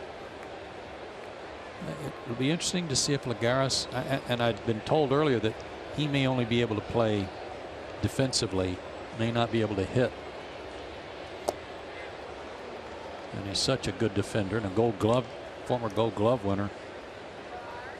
I wonder if he'd be able to play a little bit some the last week to prove that he could start.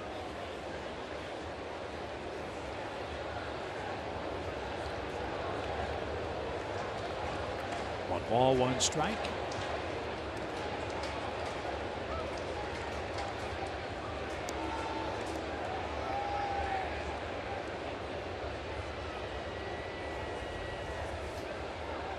You could go crazy trying to figure out what the ramifications would be for a 3-way wild card tie if the regular season ends up that way.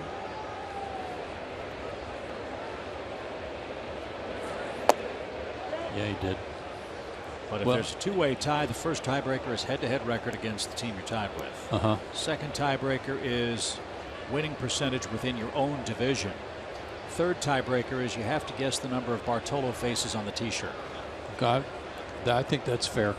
And that might be the toughest, the toughest of the 3.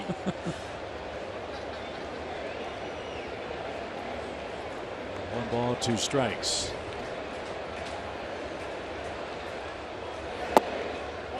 Well, the 2 teams that, if that 3-way tie occurred, the 2 teams in the catbird seat would be the Cardinals and Giants, because they're going to get to play at home.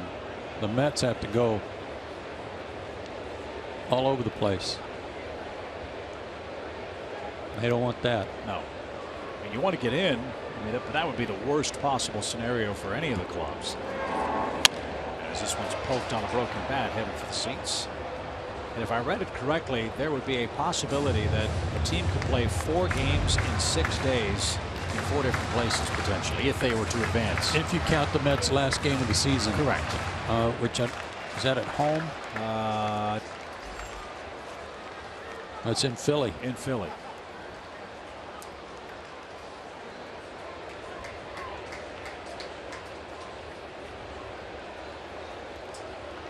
Two balls, 2 strikes.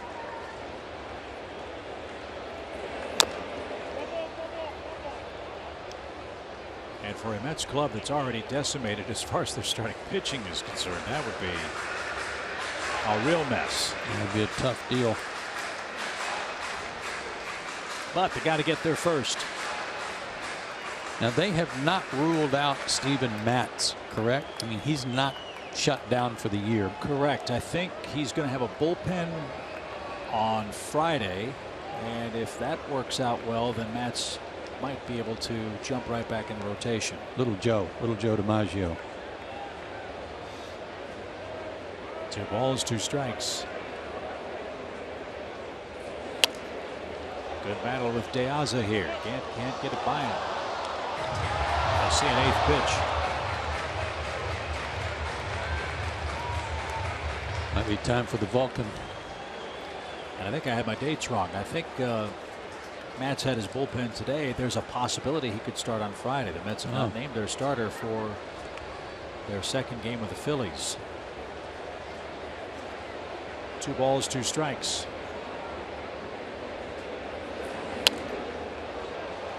And I'm sure Terry Collins would tell you any help would be appreciated. Oh, my goodness. And that's taking nothing away from Lugo or Kesselman, who was pretty impressive last night.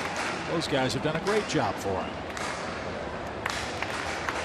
But if you can get your horses back in the final week and a half, make 2 starts, I like your chances a whole lot better if you're a Mets fan.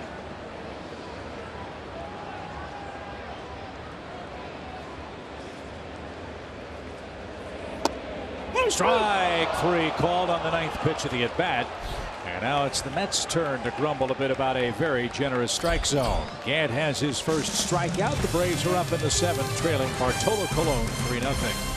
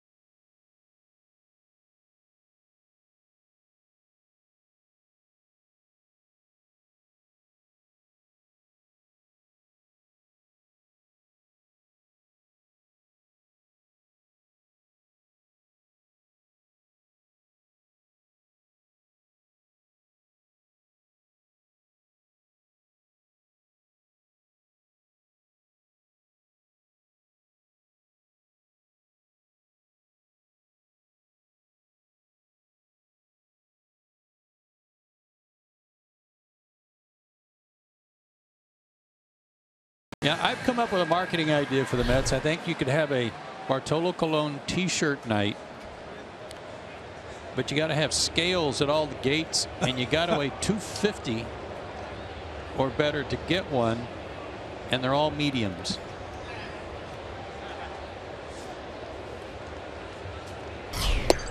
Swing and a miss by Matt Kemp. You know, if we did that on Bark in the Park night and just shot the tennis balls into the stands with the T-shirts, I mean, can you imagine the utter chaos that would take place? That is a great shirt, though. It is. You were talking about the Mets, though, and their injuries, Chip. Here's his last 6 starts: 2.29 ERA, 4-0 record. Now, theoretically, he's their number 5 starter. Think how valuable he has become to them over the last 6 starts, which is every 5th day. That's a month. With the absence of Harvey, Matz, DeGrom, you know, hit and miss with DeGrom and Matz. How steady he has been, and what a dependable guy he has been to their rotation. That's why, for those people who want to throw out the win, and you don't with Colon, he's got 14 of them. Innings pitched, consistency. He gives you 6 at least every night. They wouldn't be talking about postseason without him. No. Fly ball right. Granderson near that wall. The fans don't interfere with him as he slams into the padding and makes the play. And he took some punishment. That hurt. Like he hurt his leg.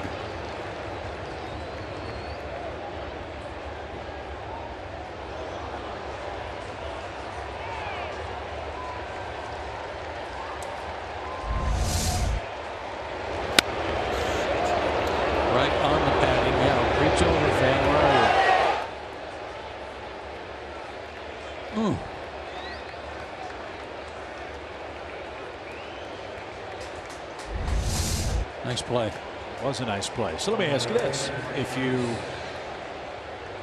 are the manager of your ball club, and right now Terry Collins is trying to play the hot hand, offensively speaking, if you hit, you're going to play for this Mets team, right? You just put that graphic up. Bartolo Colon is 4-0 in his last 6 starts. He's pitching great. We saw Noah Syndergaard pitch here in this series. He didn't look good at all. He's got a bone spur in his elbow. Yes, he's been there before. Yes, he can throw the ball 100 miles an hour. No, he's not as experienced as Bartolo Colon.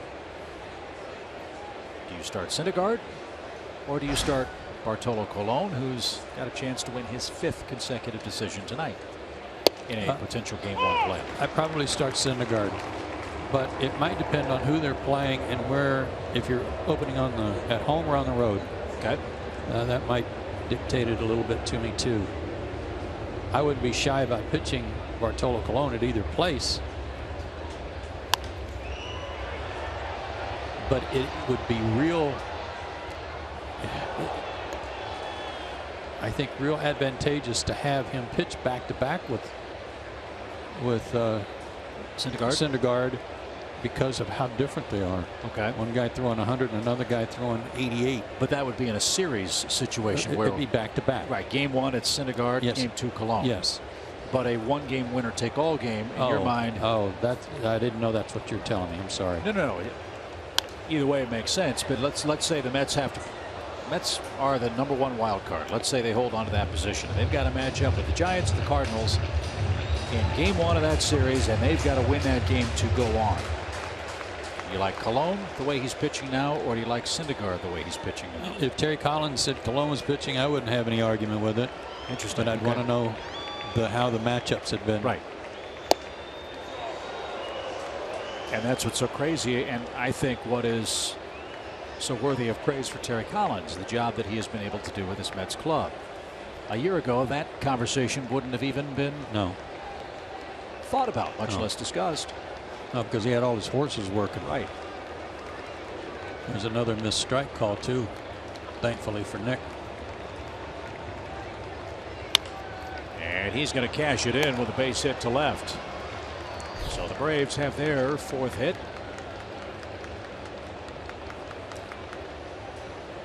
It's a 1-out single the other way for Nick Markakis. And Anthony Recker's the batter. He chased De Aza to within a foot or so of the warning track in straightaway center his last time up. Those last 6 starts, he's thrown 103 pitches, 101, 101, 95, 87, and 94. He's only at 79 tonight.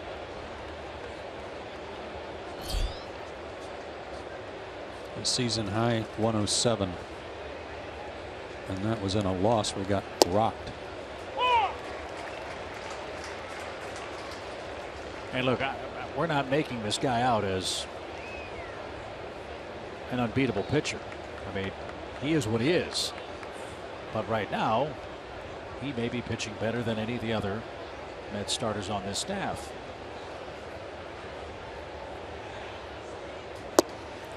I don't know if I've got time. Well, there's 1 out. Let me just look here real quick. Yeah, has he done against the Cardinals? Yeah, Giants? well, 14 wins. Who has he beaten? Okay. We know he's had good luck against Atlanta. He's had real good luck against the Phillies.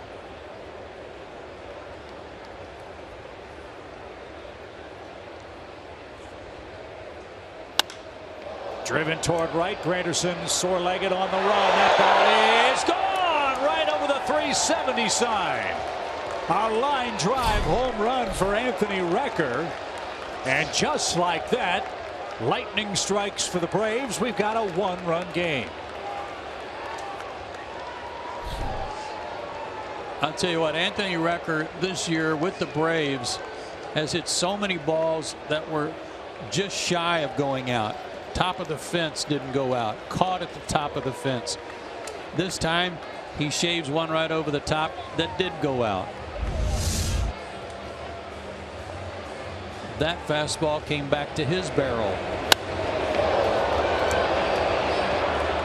And the former Met drops one in the Mets bullpen. A year ago, that's off the wall. With the new alignment of the fences here. So Recker hits a line drive homer to make it a 3-2 game. And Jace Peterson's the batter. The Mets bullpen all of a sudden gets busy.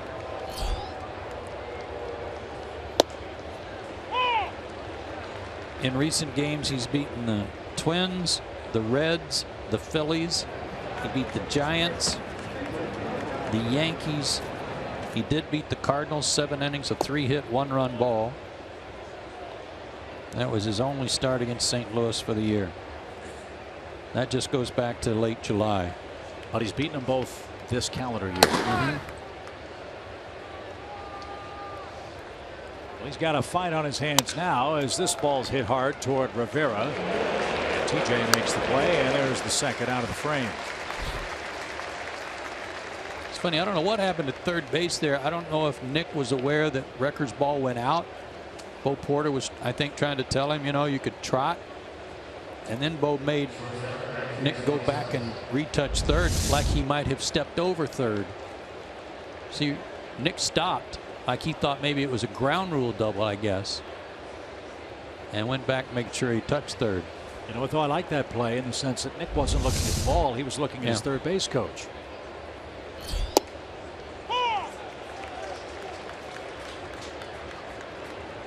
So here in the seventh, the Braves have made it a 3-2 game.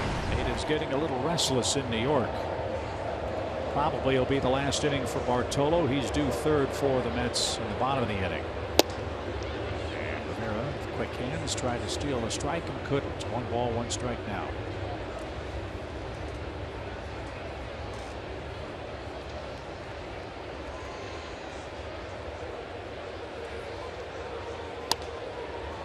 Popped up.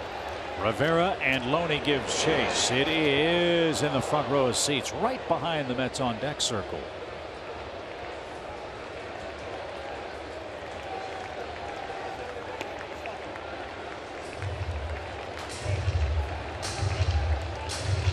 For a second, I thought it was a bunch of Secret Service agents fighting over that one. We probably saw them all this week, didn't we? Men and women did a tremendous job at our team hotel during UN week.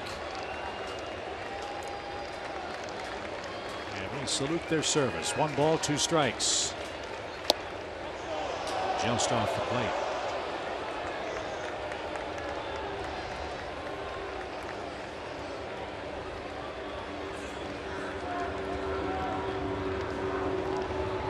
Pitch number 90 coming up for Bartolo. And it's a little tapper that's out of play foul. Phillies are walloping the White Sox. That's 8-1 Philadelphia. Braves have a series left with the Phillies. Our final series at Turner Field will feature the Detroit Tigers. They're scoreless with Minnesota. That game in the third tonight. Good game for Anthony tonight. He's thrown out a base stealer. He's hit a 2-run homer. He's guided Weber through 5 innings. Gant through 1. And it's a 3-2 score. Pitch. Sharply hit the other way by Swanson with 2 strikes. How many times have we seen Dansby do that? And one of Bartolo's better fastballs, too, trying to sneak it by him away. Tried to put a little extra on it, but he's getting the ball up a little bit. Pitch to Recker was up. That pitch to Swanson up. So Blake Lolly's going to come on and pinch hit. That's going to be the end of the line for Bartolo Colon. Bartolo went 6 2/3 tonight. He surrendered 2 runs on 6 hits so far. Dansby Swanson is his responsibility. He struck out 6. No walks. And of course the long Recker home run, the 22nd he's given up in 2016. So the double switch is made. Big pat on the back for Big Sexy. He leaves with the lead and a big ovation here before a large crowd at Citi Field in New York.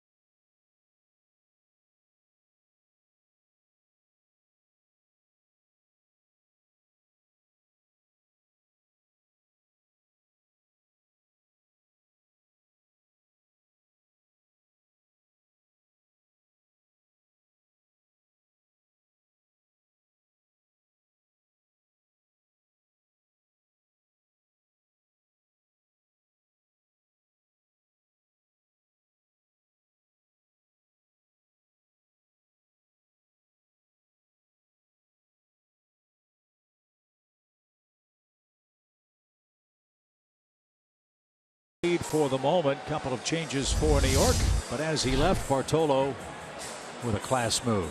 Yeah, thumbs up to Dansby and to Eddie Perez. Getting a good pitch to hit and hitting it to right field. Complimentary. That's class act right there.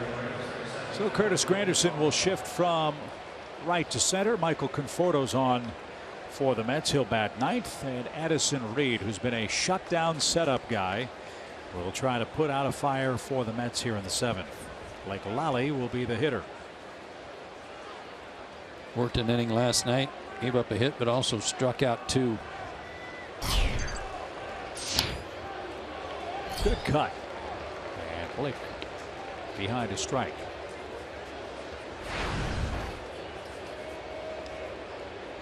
Cabrera, Rene Rivera, and Anthony Recker have hit homers tonight. Lolly's come off the bench swinging every time he's pinch hit.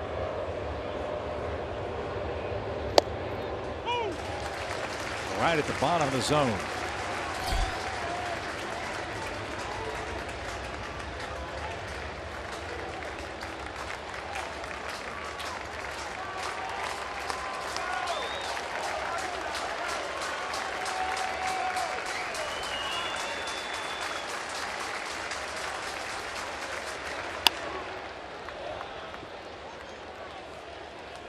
We'll do it again. 0-2.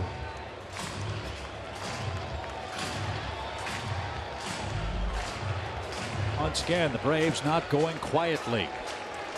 Would have been very tempting, I'm sure. Getaway day, roll over. Haven't done it. Down 3-0. They fought back with 2 here in the 7th. They'll have the big boppers coming up in the 8th and 9th again. It's a 3-2 game. Pitch. Swing and a miss. Disappearing slider.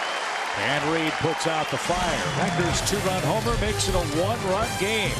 7th inning stretch in the Big Apple.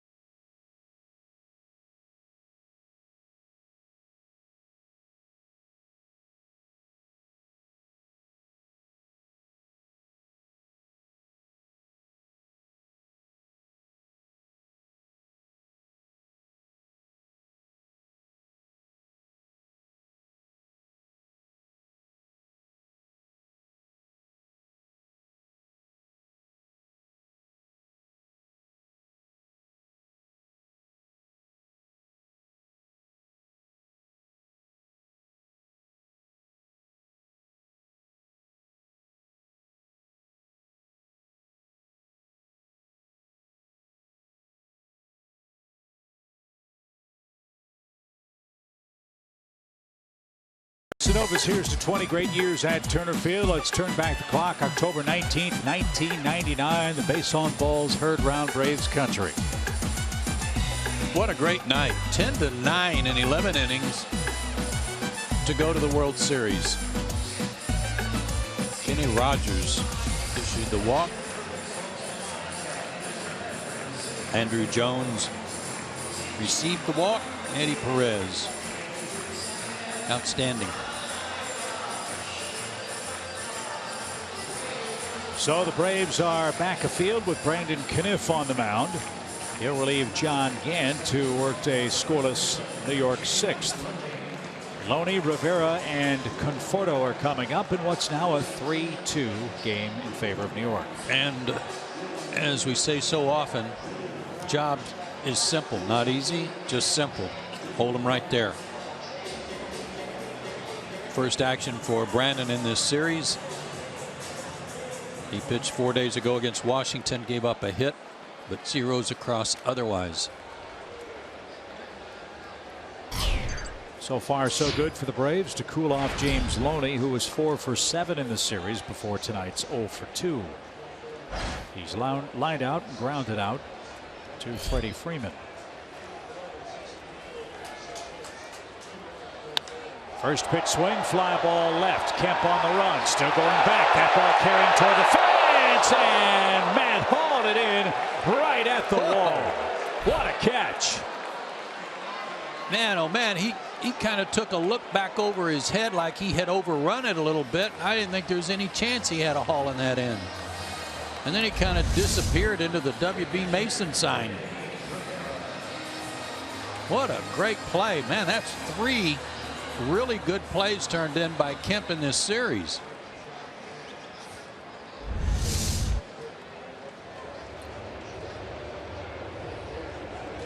So it's safe to exhale with Rene Rivera up there. He homered in the 5th. That's the difference in the game. He swings the first pitch. Wrecker sheds the mask in foul ground. Makes the one-handed grab. 2 pitches, 2 outs. That'll work. Yes, sir. And here's Michael Conforto. And it kind of goes without saying now, but I always feel like Brandon Caniff is at his best. He has his best outings when he's real aggressive, when he jumps in there with his fastball, doesn't try to mess around too much, and tries to get ahead. So far, so good on that.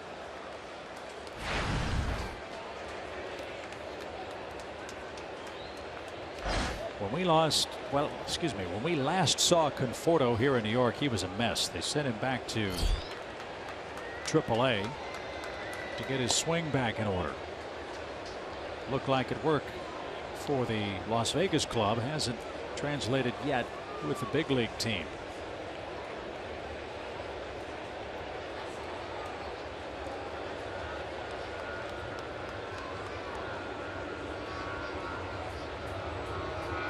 Shift on for him as that one hits the glove. Well, they desperately need either Conforto or Bruce to do something. Either one, doesn't matter which one. Both left-handed hitters. Somebody step up.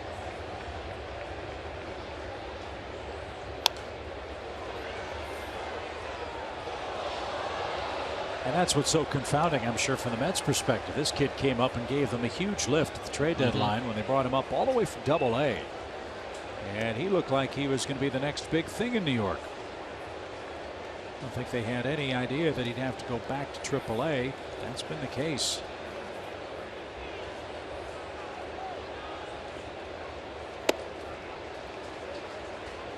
He hit .270 in 56 games, 9 homers, 26 RBIs, .335 on base percentage, but was a solid professional hitter for a Mets team that was desperate for offense. Remember, they got Uribe and Kelly Johnson, then brought in Cespedes, and then the Mets took off and ran away and hit.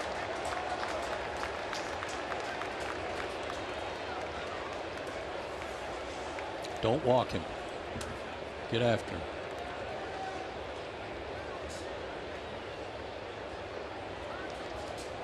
Reyes waits next. First the payoff. And he did. Issue ball 4. Slider. No, a slider that didn't have anything but a cement mixer spin working. Again, his fastball's got enough life on it that to avoid a walk, you can use it.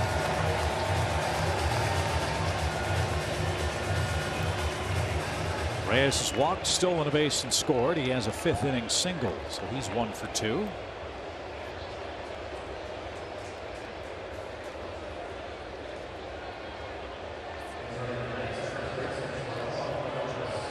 And Juan Lagares will pinch run for Conforto. First look at Lagares in the series. He can run. So that's interesting. Conforto just came in the double switch because he can hit. Lagares probably can't hit but can run and play defensively. So maybe Terry Collins banking that his spot won't come back up offensively the rest of the night.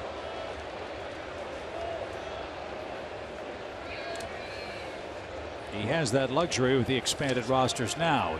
If they make the playoffs, he won't have that luxury. Perhaps 25 men, all you get for postseason play.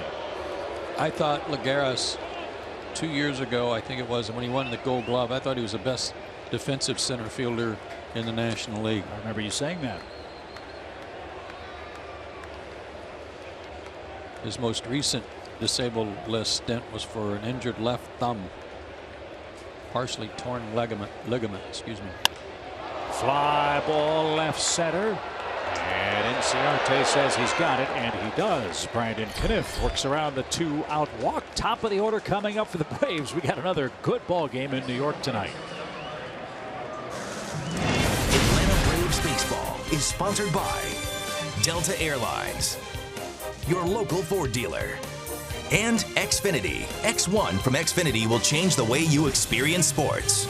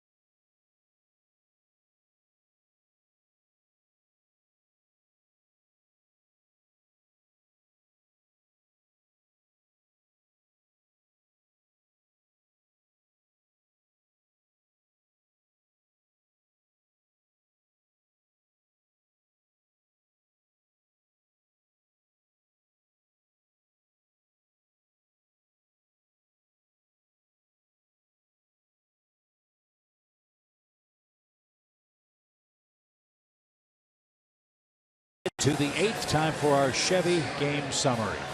Yeah, the Mets scored early. They got a 2-run homer from Cabrera in the first inning. That gave Bartolo Colon some room to work, and he did a great job until the 7th. Got an extra homer and an extra run from Rene Rivera in the 5th inning, but Anthony Recker, a 2-run shot, has made it a 1-run game, and Colon is out of the game. And the right guys are up at the right time for the Braves. It starts with the leadoff man, Ender Inciarte. He tries to extend his hitting streak to 6 games here in the 8th inning. Juan Lagares stays in the game. He is in center field. Curtis Granderson moves back to right.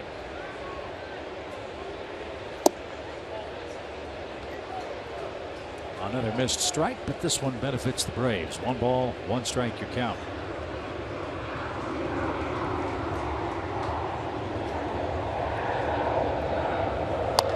Sharply hit and off the glove of Loney. Throw to first is going to be late and almost hit Inciarte in the head. Loney had Inciarte played perfectly, but he couldn't handle it. It's off his glove. It's a costly error, his 8th of the year, and the Braves have the tying runner aboard. Boy, he had him positioned perfectly too, didn't he? Hooked it right at him, guarding the line, and couldn't handle it. He's made some good plays in this series. That was not one of them.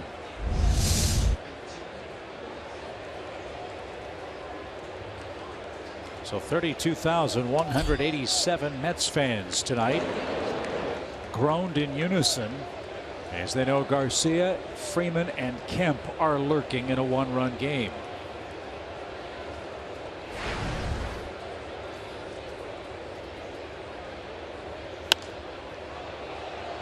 Now to play right side.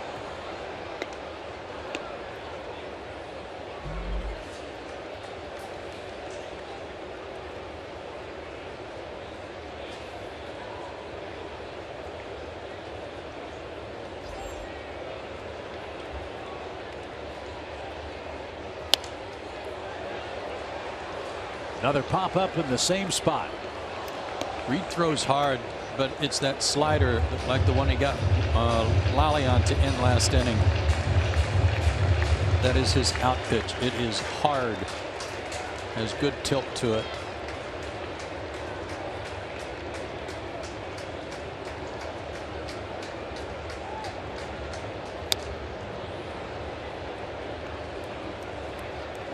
Adonis can hit that pitch. Yeah.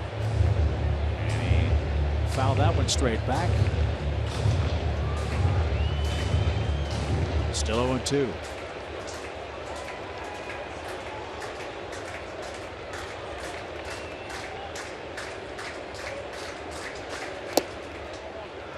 Nice stop on a short hop. Yeah, hard slider down and away is awfully tough to catch sometimes too.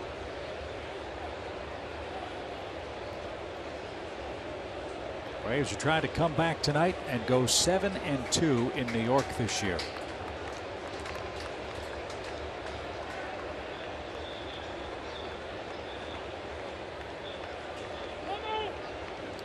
And time call.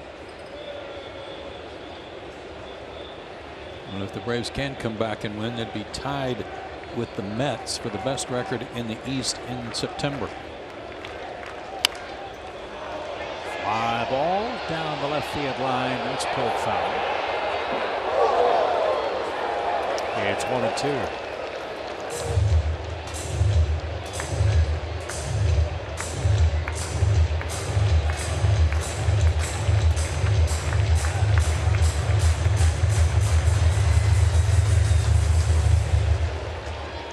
An idea perhaps from Cabrera about how to get Garcia out. That's been a tough chore for them since Monday night. He went 0 for 5 Monday, but he had a big night last night.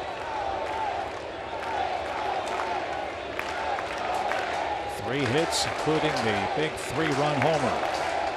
That came in the 7th. This evening we're in the 8th. 3-2 Mets.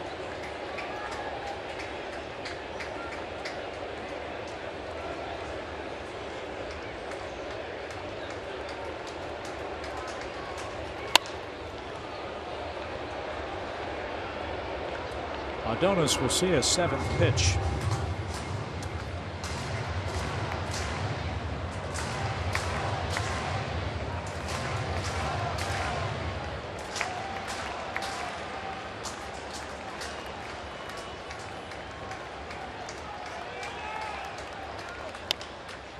Popped up. Curtis Granderson gallops in near the line, has room. There's out number 1.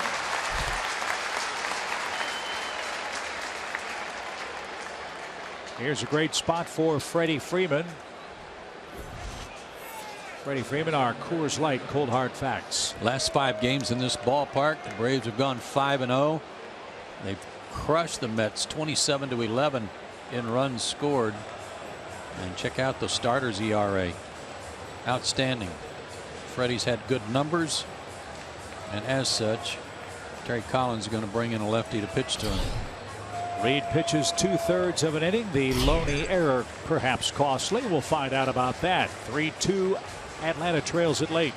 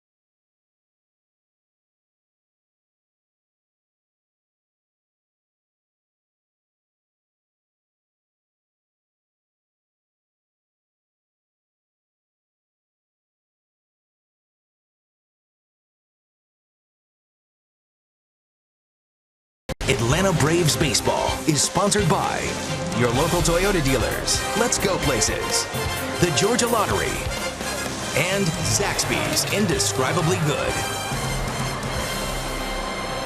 Well, partner, it's a good thing those Bartolo Colon shirts come in polyester, because if you buy one, you start out as a medium, you leave with a double XL. Look at that. Man, oh man. I think I'm in love. Dugout seats at SunTrust Park are perfect for the ultimate Braves fan. Get as close to the action as you can without being in the lineup, and keep your cool when you're on the edge of your seat with the state-of-the-art mesh seat, the first of its kind in pro sports. Find out more. Visit Braves.com/dugout now. Fastball curveball split for Josh Smoker. First pitch, and Freeman blips a broken bat hit into left center field, and the Braves are in business. Freeman does it again. 2 more hits for Freddie against the Mets. And now Matt Kemp will be the hitter, and now Terry Collins is going to make his way out and make another pitching change.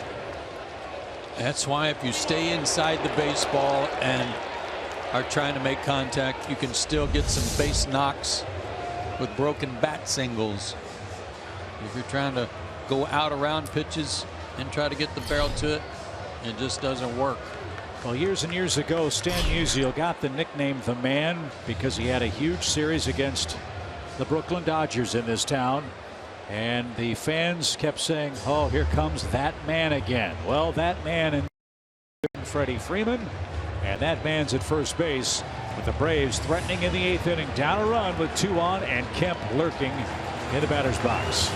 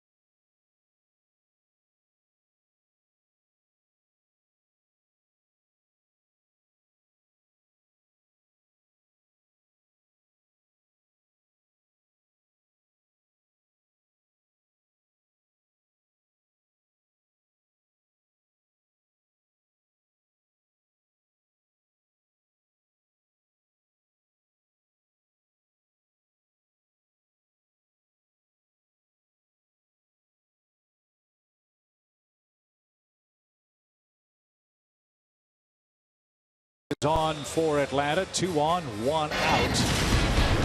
And Matt's had himself a terrific series, defensively especially. This is our Zaxby's Indescribably Good play. We tracked that one right to the padding tonight, this last inning, to haul it in. Nice play, and now a chance to do something offensively, but against the best closer in baseball right now, and that's Jurtis Familia. 49 saves and 53 opportunities. That's the most saves in baseball since August 1st, an 0.87 ERA. Only 2 earned runs allowed in 20 2/3. Tell you what, this is anything but push button managing for Terry Collins. The game is on the line right here in the 8th inning, and he's bringing on his closer, protecting a 3-2 lead with 1 out in the 8th inning. Kemp's had good luck. A single could tie it up. Ciarte at first on a Loney error, took second on Freeman's base hit. Driven foul and slicing into the seats. Good swing though. Familia ought to be fresh. He's had 4 days rest. 95 to 98 fastball. Good slider. Gretchen tells us that only 3 of Familia's 72 outings have been more than 1 inning this year. Yeah, I was just looking here at his inherited runners. Only 9 inherited runners all year. That would spell that out. Double steal try. Rivera's throw is high at third. Everybody's safe. Love it. Inciarte at third, Freeman at second. Great heads-up baseball by Inciarte and by Freddie to keep an eye on him. If the guy in front of you goes, you go.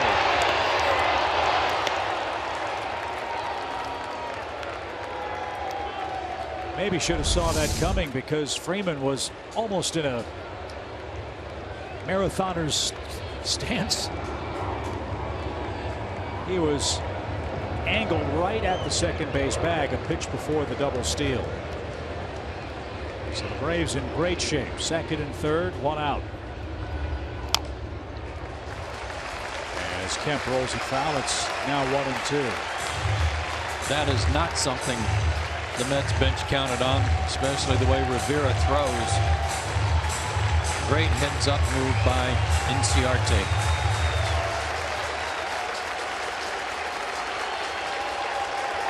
Lead smoker now Familia on the mound for the Mets.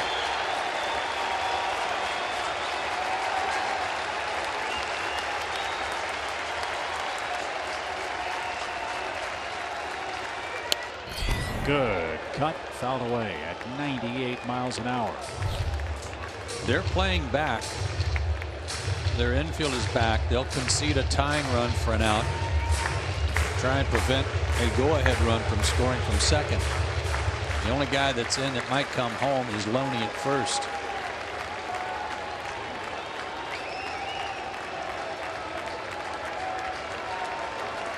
I'm guessing that Inciarte is going on contact.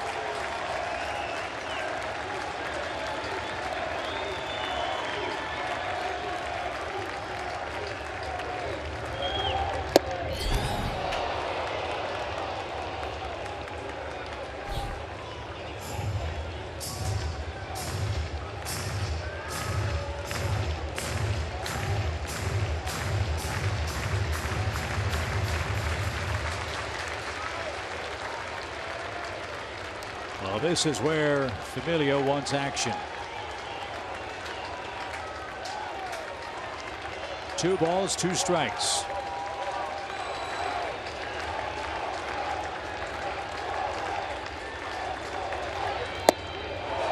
Did he go? He did not. Full count. With the count in his favor when he was ahead with 2 strikes, and he did not go. He could go after Kemp. Now he's got first base open here, so he has the luxury of not giving in to him. But then you got a left-hander on deck. He'd rather get Kemp, walk Markakis, and then pitch to the right-hander Wrecker or a pinch hitter. The strategy will be determined by the outcome of this pitch. Big pitch for the New York Mets. And that's why Rivera wants to be absolutely sure he knows what's coming. What a fun series this has been. We'll talk about that and Game 3 with you on Braves Live, presented by Xfinity next. Our final game with the Mets this year. And the Braves have given Terry Collins even more gray hair here tonight.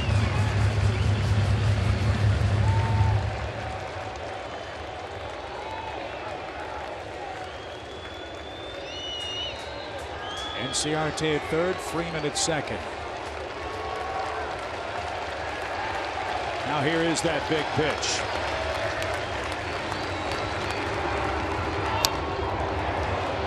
And Matt spoiled it.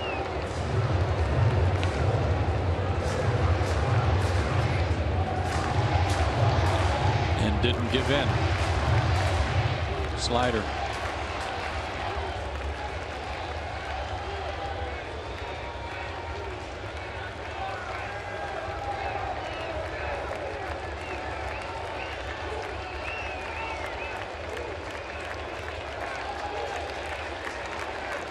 Here we go again, 3-2. Matt's done that about 3 times in 3 days. I don't know if it's the same foot or not, but that one hurt. Well, that was the left leg. I think it was his right foot that he hit last night. No consolation. But wanted it bad. Yeah, Kemp's going to see a 9th pitch. He's locked in, man. He's hit in 12 straight. Got his 100th RBI last night. Tough out. Little pop toward left. Cespedes makes the grab. Inciarte tags. Here comes the throw. It's off target, and the Braves have tied it on a sac fly. And there was a stop sign being thrown up by Bo Porter almost in the baseline, and Inciarte wasn't having it. You might remember a game earlier this summer when Ender Inciarte on the base paths helped the Braves rally and win a game, and the Braves went on a win streak as a result. Right here. Right here. This guy's got one of the best arms in baseball. But Bo Porter's stop sign didn't matter to Ender. The throw was off the mark. More good base running, as it turned out, from Ender. And Freddie tags up and advances too. So the 12th sacrifice fly for Matt Kemp this year. 12 of them. Great at bat. 9 pitches. He didn't strike out. He put the ball in play. And the Braves cash in the Loney error to draw even at 3 apiece here in the 8th inning. That run belongs to Reed. It's an unearned run, but it ties the game. That run belongs to Ender Inciarte. I'm going to give Matt Kemp great credit for battling a very tough pitcher and having an excellent at bat. But Ender Inciarte stealing third and setting it up where a shallow fly ball tied the game up. Tip of the cap to him. And don't think that Ender didn't see the stop sign. It's right in front of him.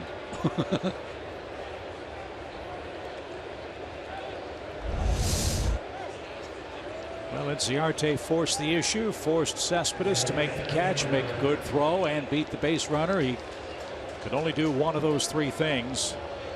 And that's why we're tied at 3 apiece. And Anthony Recker's going to hit. Why not? He's had a couple of terrific at bats, including a 2-run homer last time up. Well, keep in mind too that Lolly's already pinch hit, so he's been used. So they don't have the luxury of pinch hitting for him here, even if they wanted to, because that means their last catcher, Flowers, would be in the game.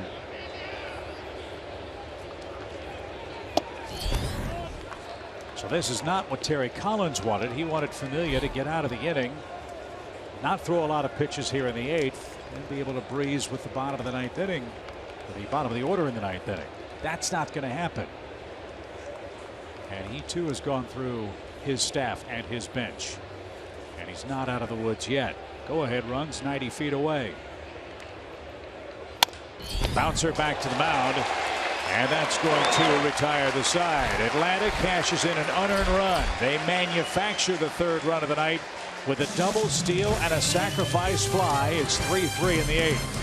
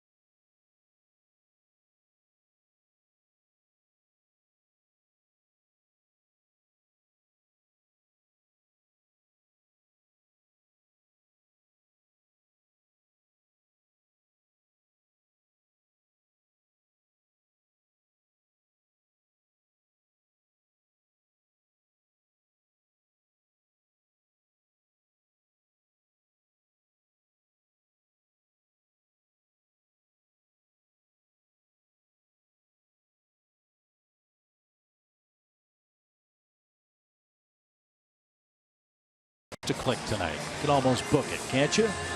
I would think so.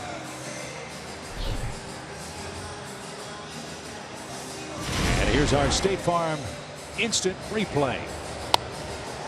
And this is in the first inning after a walk that shouldn't have been. Asdrubal Cabrera picked on a high sinker, hit it in the second deck, staked the Mets to an early lead. He'll lead off the 8th. So Brandon Caniff has the 2, 3, and 4 hitters up for New York. Mets led 3-zip. The Braves have scored the last 3 runs. And a strike.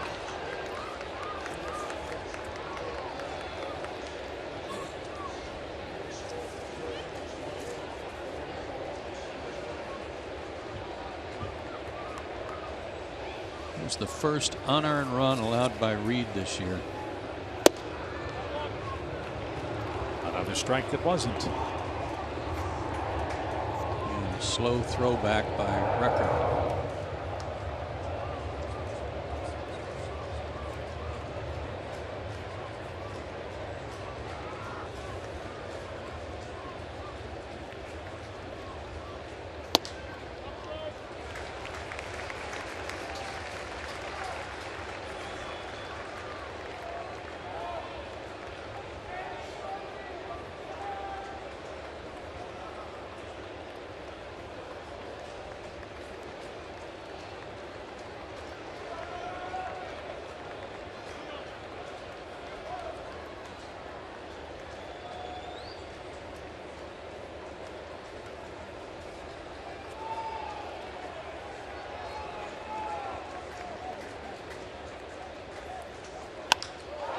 Fly ball right center. Inciarte is there, shy of the track. And that takes care of Cabrera. 1 down in the bottom of the 8th. Look how far Inciarte went to get that ball. That one scared me. Yeah. Gotta say. Had the right sound. It was hit to the right part of the ballpark.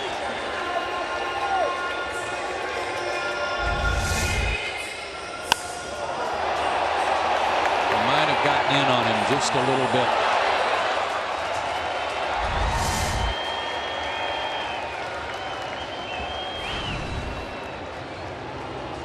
Cespedes is hitless tonight.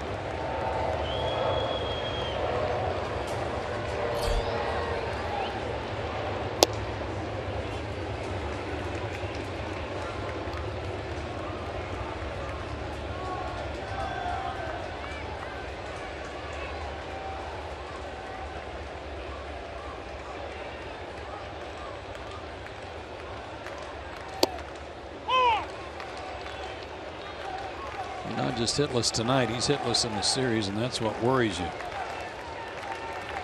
35 at bats since his last home run. He averages a home run about every 14. So by his high standards, he is overdue. Got a piece of record.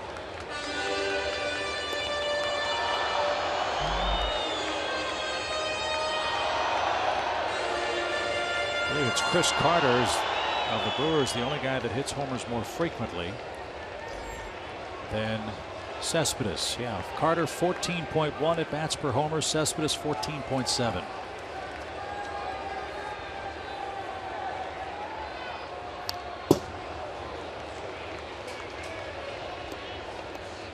So far, some really good pitch locations from Brandon and using his fastball.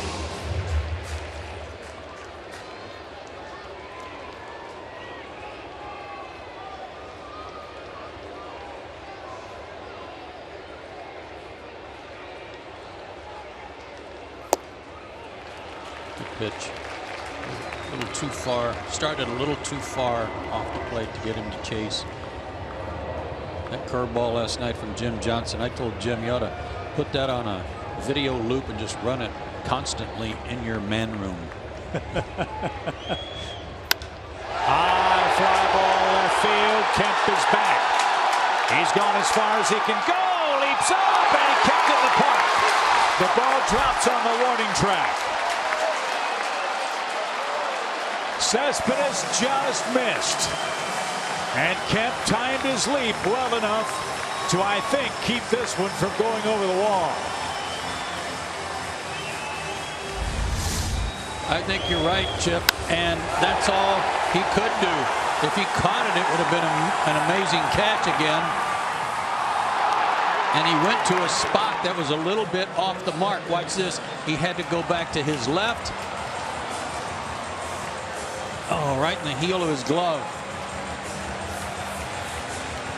Cespedes was already in his trot and only wound up at second. That's twice tonight Cespedes hasn't run hard. The ground ball he hit to third that was close to the line, he didn't run until he knew it was fair. Right. But he could have been on third base if he was running. Where a fly ball could have put the Mets in front. Now it takes a hit. And time is called. Garcia, Wrecker. Got instructions from Brian Snitker. The Braves will walk Granderson and set up a double play. I like this. I know that the numbers show that Granderson has had a rotten year hitting with runners in scoring position, but not lately. Lately, he's been a tough out for them and has those two clutch home runs that he hit against the Twins, both in extra innings. And while Rivera has shown to be a guy who can make solid contact, he's not very fast. And they might be able to get a ground ball and get a double play.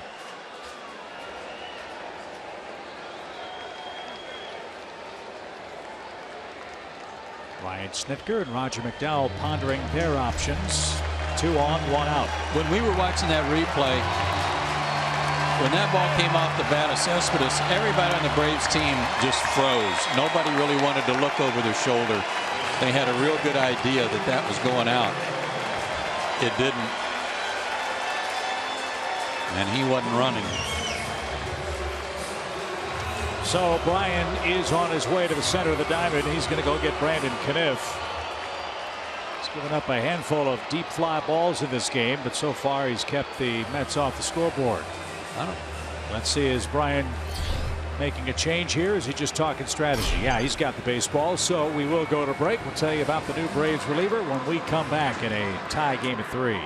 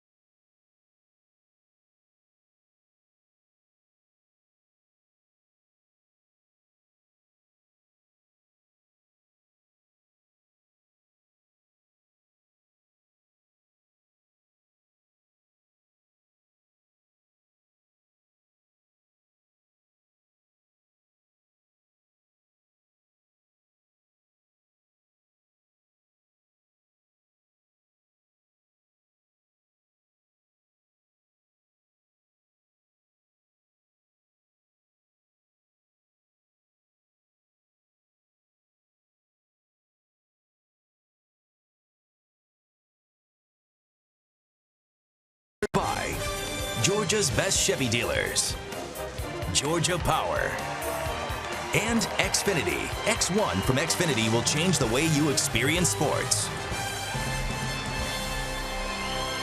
3-3 game, first and second for the Mets. T.J. Rivera to face Chaz Rowe. I like this move because Chaz's slider has been so good lately. Very tough to hit for right-handers. Might be able to get that ground ball you're looking for. Now the crowd's back in the game. There's the slider. And it is an explosive slider.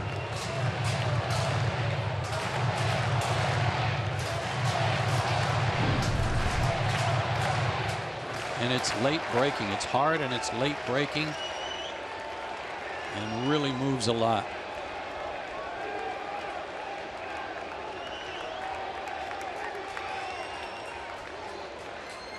Now the Mets have a double steal try, and they'll execute it perfectly.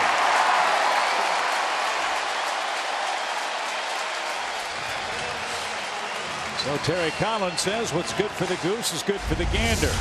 Second and third, one out. Boy, a running lead before Rowe ever broke from his stretch, but it is 0-2.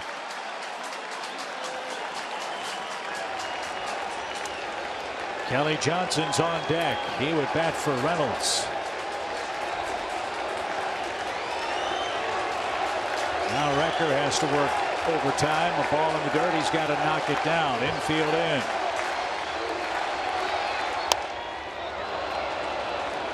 And Rivera stays alive. That pitch was 6-8 inches outside, and he got a piece of it.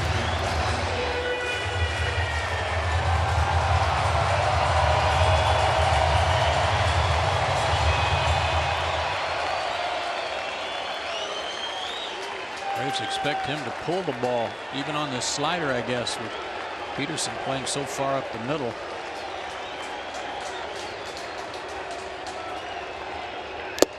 Tipped and caught. There's the second out. Great job.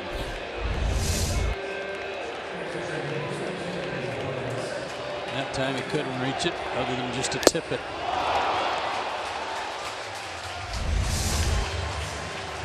So Reynolds will be taken down. It's Kelly Johnson.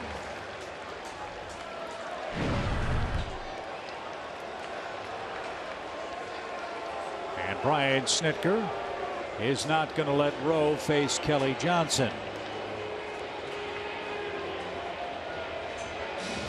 What a game. What a series. And what a pitch by Chaz Rowe to get the second out here in the bottom of the eighth.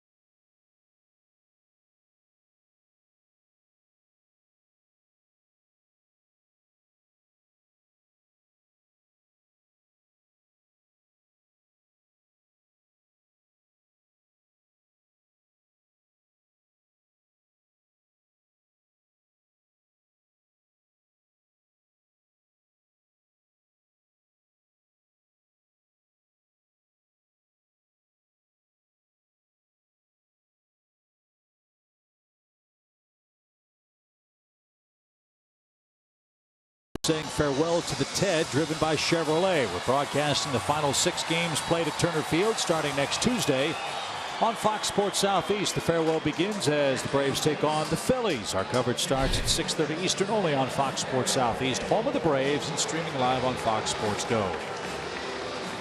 Well, it's Ian Kroll again, but he's not going to face Kelly Johnson. They're going to bring up Campbell again, who got the pinch hit single last night, hitting for Jay Bruce, and the Braves are just going to walk him and pitch to Loney.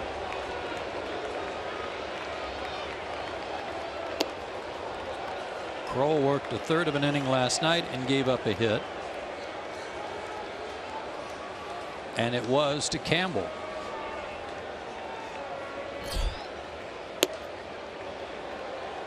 So Terry Collins in this inning has used Reynolds, Johnson, and Campbell.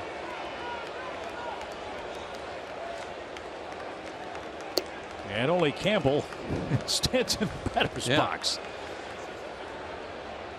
So the Braves will get the matchup of Loney versus Kroll. The bases are loaded.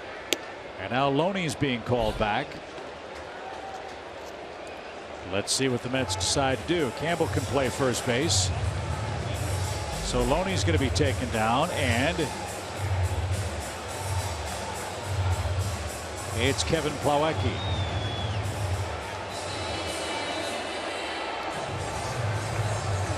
One guy they're really missing is a guy who got hurt in Atlanta, Wilmer Flores. He's still battling a bad neck from that head-first slide into home plate when A.J. Brzezinski planted him. And now Roger McDowell is going to come out and give Kroll the scouting report on Plawecki. Look, I know we're seeing a ton of players in and out of the lineup tonight, but this is a playoff-like atmosphere. This has been a great game. It's fun. And with all these switches that Terry Collins has made, he's still got 3 right-handed hitters left, 1 switch hitter, and 3 left-handed hitters left.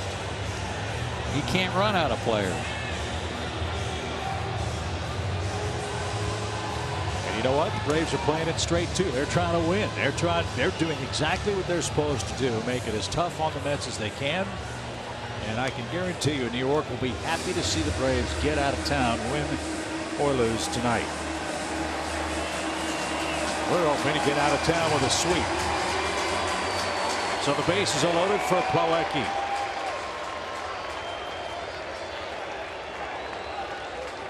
Who is hitless in his last 10 at bats and does not have a career hit against the Braves. He's 0 for 13. He's the guy that hit the ball off Kroll last night that Garcia couldn't handle at third.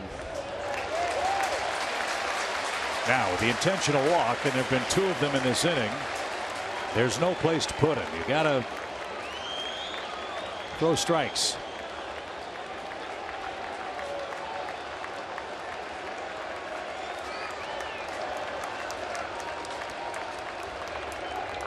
And he almost drilled it.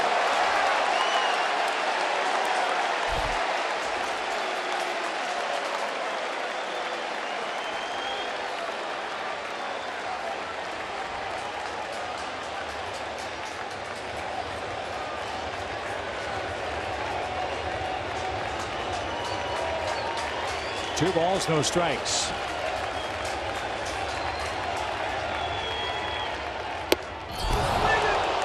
Thank you. Swung a ball 3.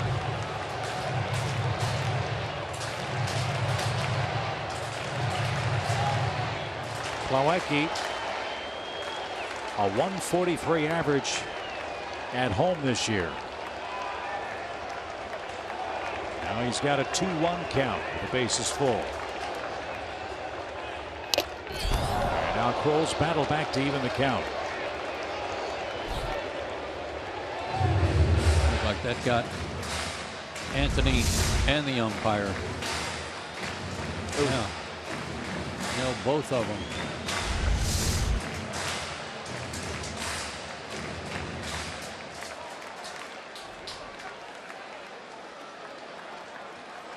Nice comeback. All hard stuff. See if he tries something other than the fastball. Here comes the 2-2. Straw came out. What an inning by the Braves. If Cespedes had run hard, who knows how that frame would have turned out.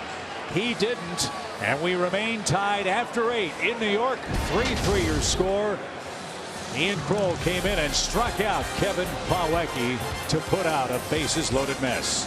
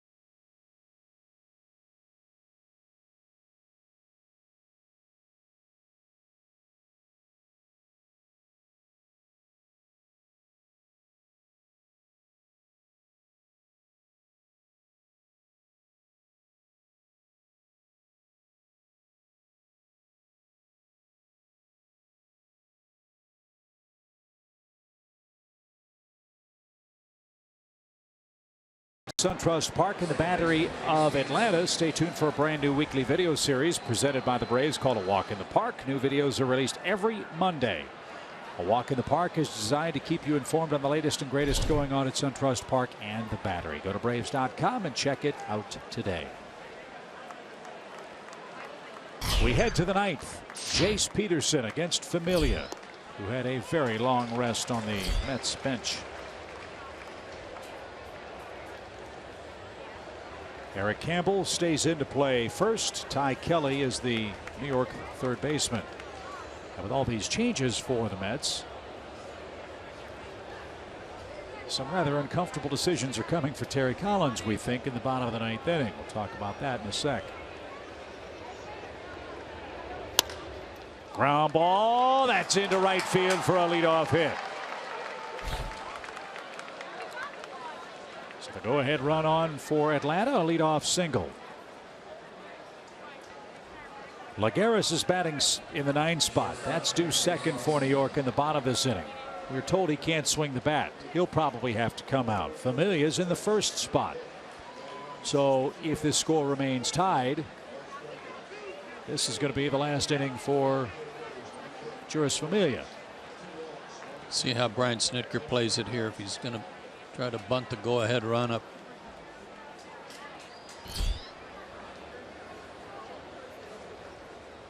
Dansby had a single to right his last time, and that's up and in and fouled away. The helmet goes flying, the bat goes flying, and Swanson lucky to get out of the way.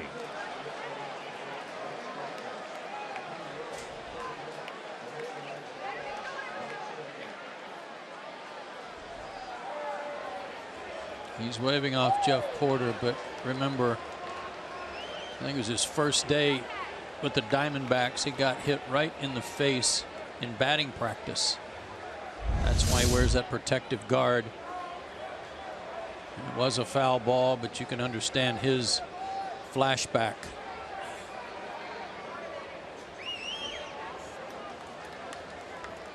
At least he turned the right way to try to get out of the way. And at least it hit the bat and not the helmet, thankfully. Looked like the bat's what saved him. That was a very close call. No balls and a strike. Let's see how he hangs in on the second pitch of the at bat.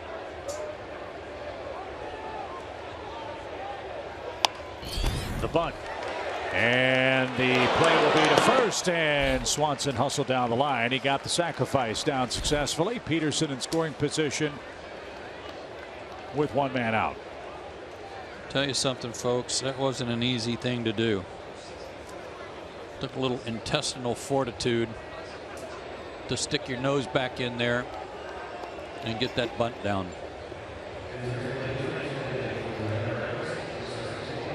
And his teammates know it.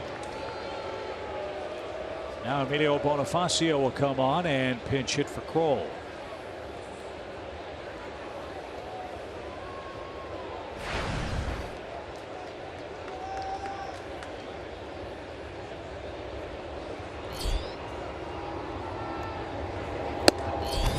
That's upstairs.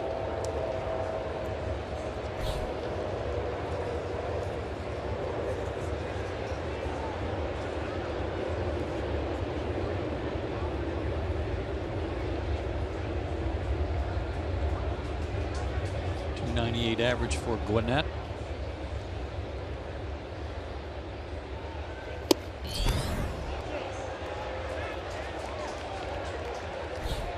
And led the International League with 37 stolen bases.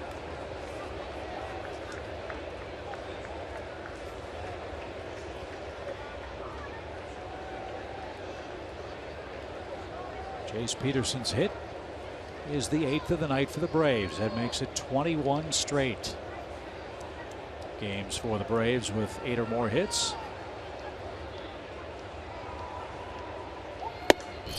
And now it's 3-0 with Inciarte lurking on deck.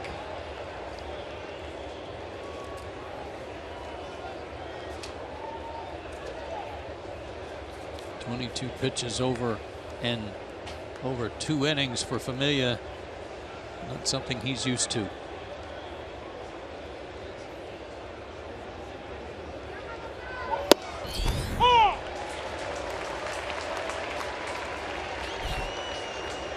The longest streak for the Braves, by the way, with 8 or more hits, is 22 games. It took place in the 69 and 70 seasons. I didn't think they were going to get there when they only had 2 hits through 5 innings tonight against Cologne. Ends up with a no decision tonight despite a terrific start. Popped up on a play. It's a full count.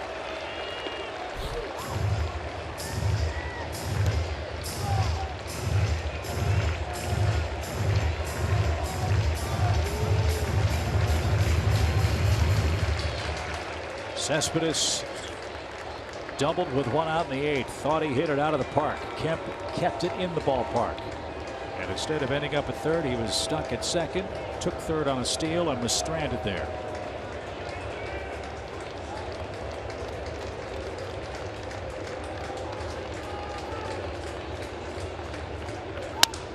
Line drive into left field. That's going to get down. Cespedes got to it quickly. And no way are the Braves going to run on that shallow line drive. But Bonifacio with a pinch hit. 1st and 3rd for the Braves. And Inciarte's coming up with 1 man out.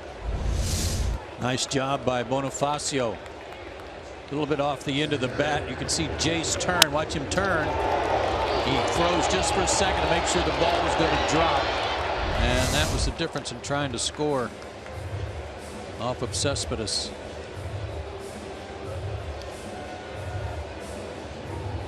So some things here with Inciarte up there. You don't like to squeeze a left-handed hitter because of how easy it is for the opposing team to pitch out.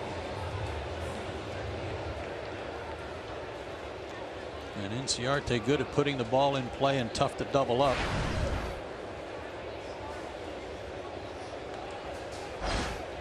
You know that emotion we saw from Ian Kroll coming off the mound. I mean, that's postseason excitement for a team that's in last place. Gotta like it. Braves are playing like it tonight.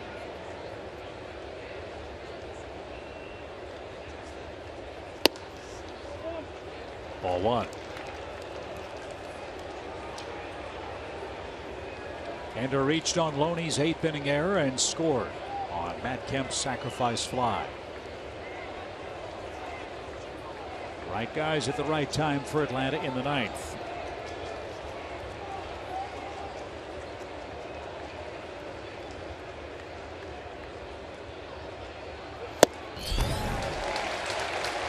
Tough pitch.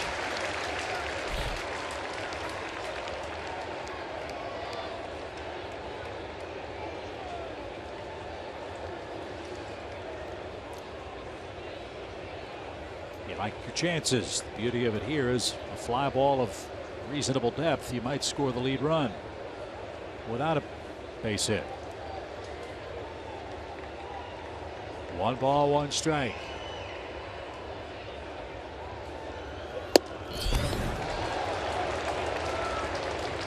He did show a punt and missed it, and that scared Jace Peterson to death. Rivera came out of the chute and faked a throw to 3rd.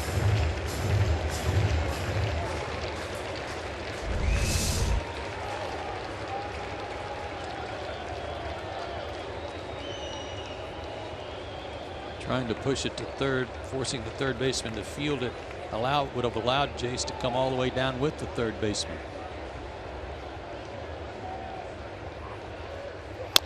Little tapper, that's going to get the job done. Inciarte put it in play with 2 strikes, and the Braves take a 4-3 lead. Wow.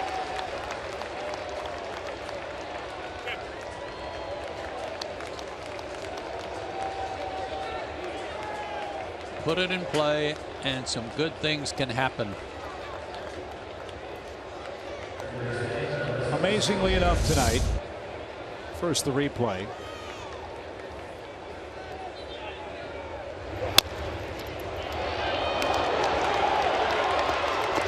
In 6 innings, Bartolo Colon struck out 6 Braves. He just went through the Atlanta lineup like the proverbial hot knife through butter. Since the start of the 7th inning, Braves have 1 strikeout. 1. Little dribbler. That's going to be a tough play. And it's a nice play made by Ty Kelly. And that retires ADONIS GARCIA. So the Braves have stunned the Mets. They lead 4-3. We head to the bottom of the 9th inning, needing 3 outs for a sweep.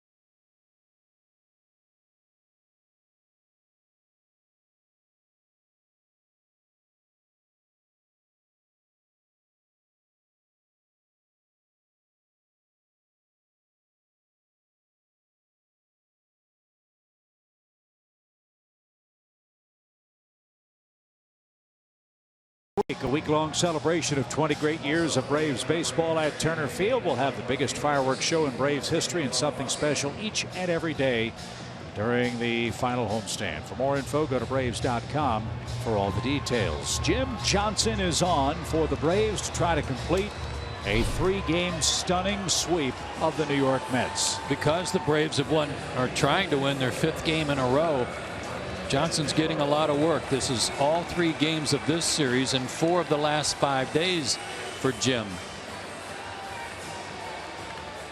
Bonifacio stays in the game to play left field, and Brandon Nimmo will lead off for the Mets. So it's Nimmo for Rivera.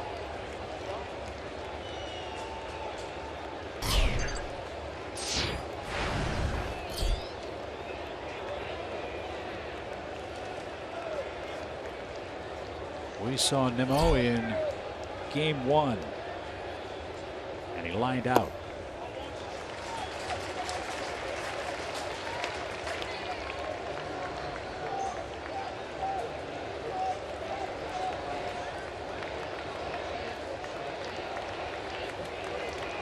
Johnson with his 16th save last night. He'll try to win it for Kroll tonight. 4-3 Atlanta. Little dribbler, that's foul. And the count evened up.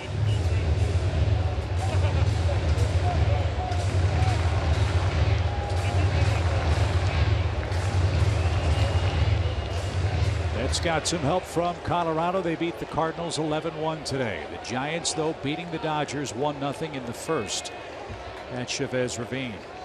Each of these first 2 guys, Nimmo then Bruce, both with good power.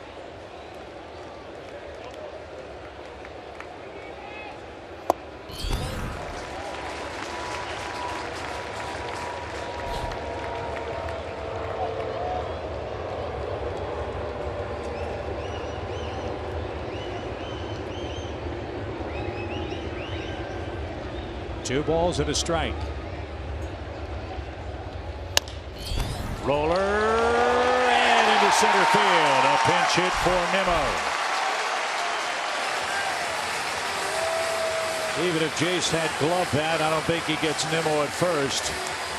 But a 4-hopper finds some center field pasture, and the Mets have the tying run aboard and the winning run in the form of Jay Bruce in the box.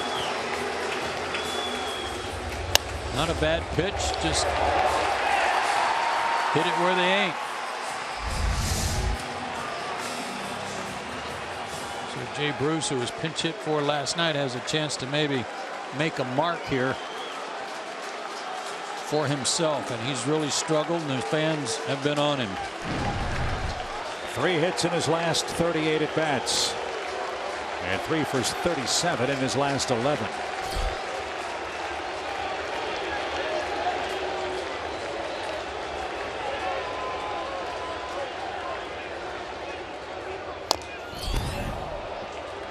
Strike 1.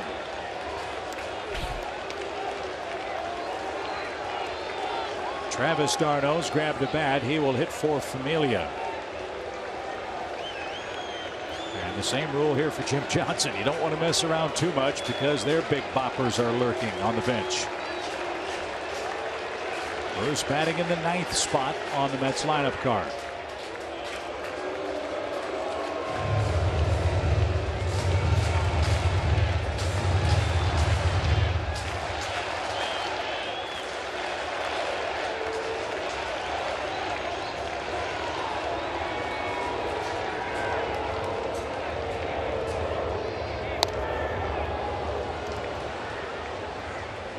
And he's trying every way he knows how, Jay Bruce, to get something he can pull.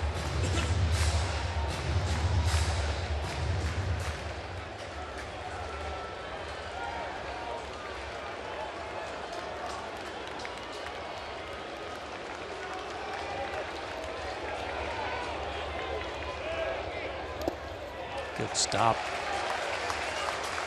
Textbook stuff there from Anthony. And I agree with you. He's had a terrific night.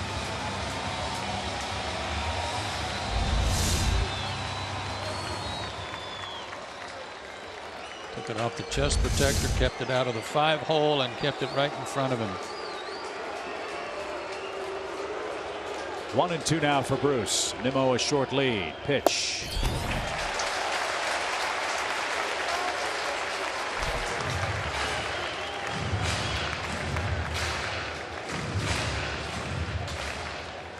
A big hook last night that got Cespedes to end the game, but that was a right-handed hitter. Swing and a miss. Bruce didn't get it, and now the Braves are a double play away from ending this game. Bruce strikes out, 1 man down. Good hard sinker again, and a nice stop by Anthony. Corralled it.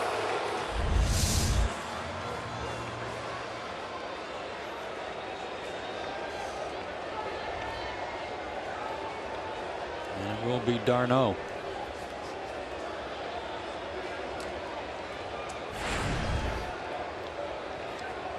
Mentioned d'Arnaud's troubles. He's 4 for his last 17. 1 RBI since mid-August.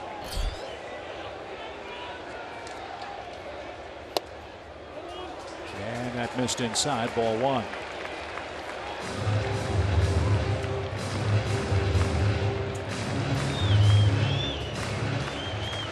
Ground ball would be ideal. d'Arnaud does not run well. He's hitting to 7 double plays this year. And that one off the plate. 2-0.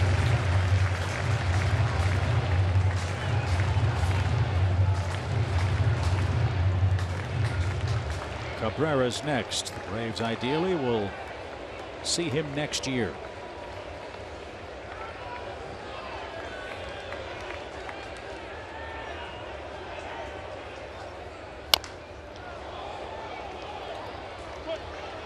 Two and 1. Even on his 3rd straight day and 4th out of 5, Jim's got his good fastball. He's been sitting 94, 95.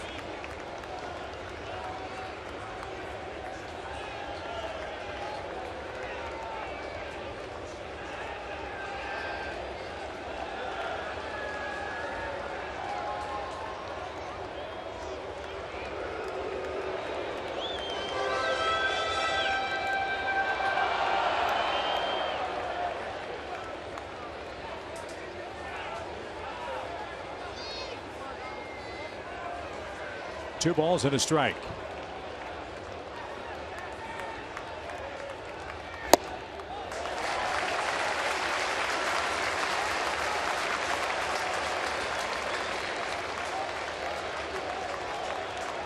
come what may, throw a strike here.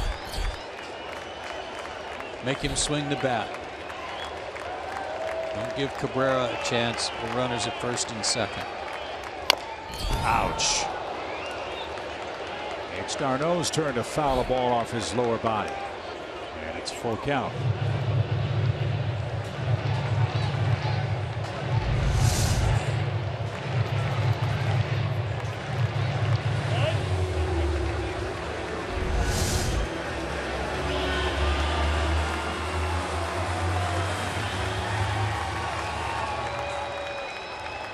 So that curveball still in his pocket, but like I said, more importantly, you need to throw a strike with whatever you choose. Full count. Runner goes. Pitch is low, ball 4. Darno walks. So now you've got Asdrubal Cabrera coming up. He's been one of the few hot hitters for the Mets. And now the Braves find themselves in a spot where a single could tie the game. First and second, 1 out, bottom of the 9th.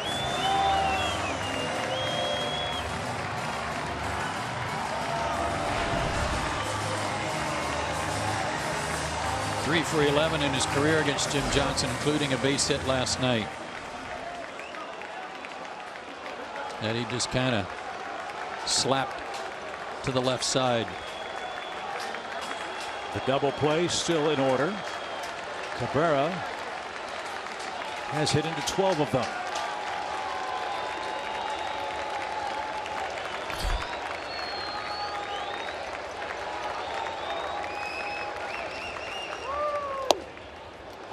Good pitch. Good arms in the outfield for the Braves. Bonifacio now in left. Inciarte and Markakis all about normal depth. Braves bench just moved Bonifacio about 4 or 5 steps to his left.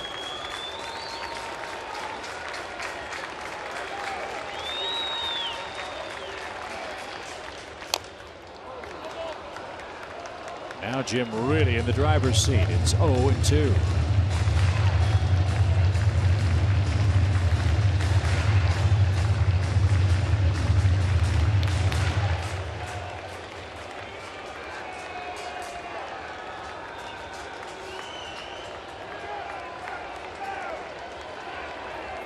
Protect mode now for Cabrera.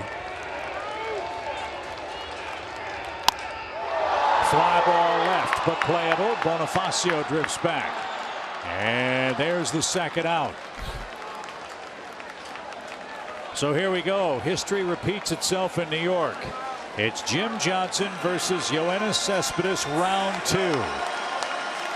This was the matchup that decided the game last night. One of the best closing pitches that I can remember. A hook that had him flinching, watch his shoulder fly out, and then he knew he was in trouble and still swung at it.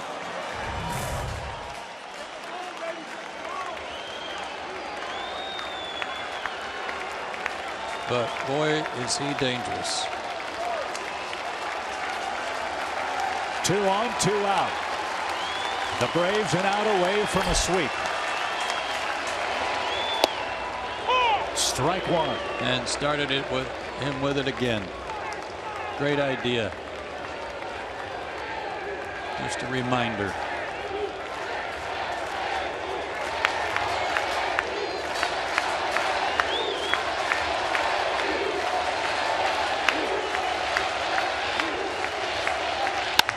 Fly ball center field. Inciarte on the run, still going on the right track at the wall. He got it!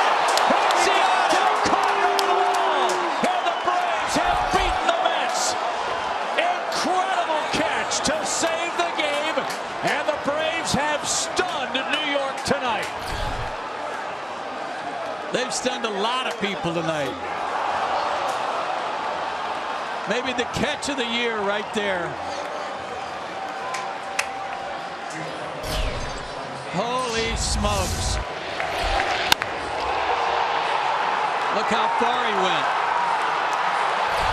And up over the wall to get it. Oh, mercy. Not once, but twice tonight, Cespedes was 2 inches away from a home run. Kemp knocked one down and brought it back. Inciarte reaches over the wall in the bottom of the 9th inning to save a win. Fire up the songbird, Penny. Let's head to Miami.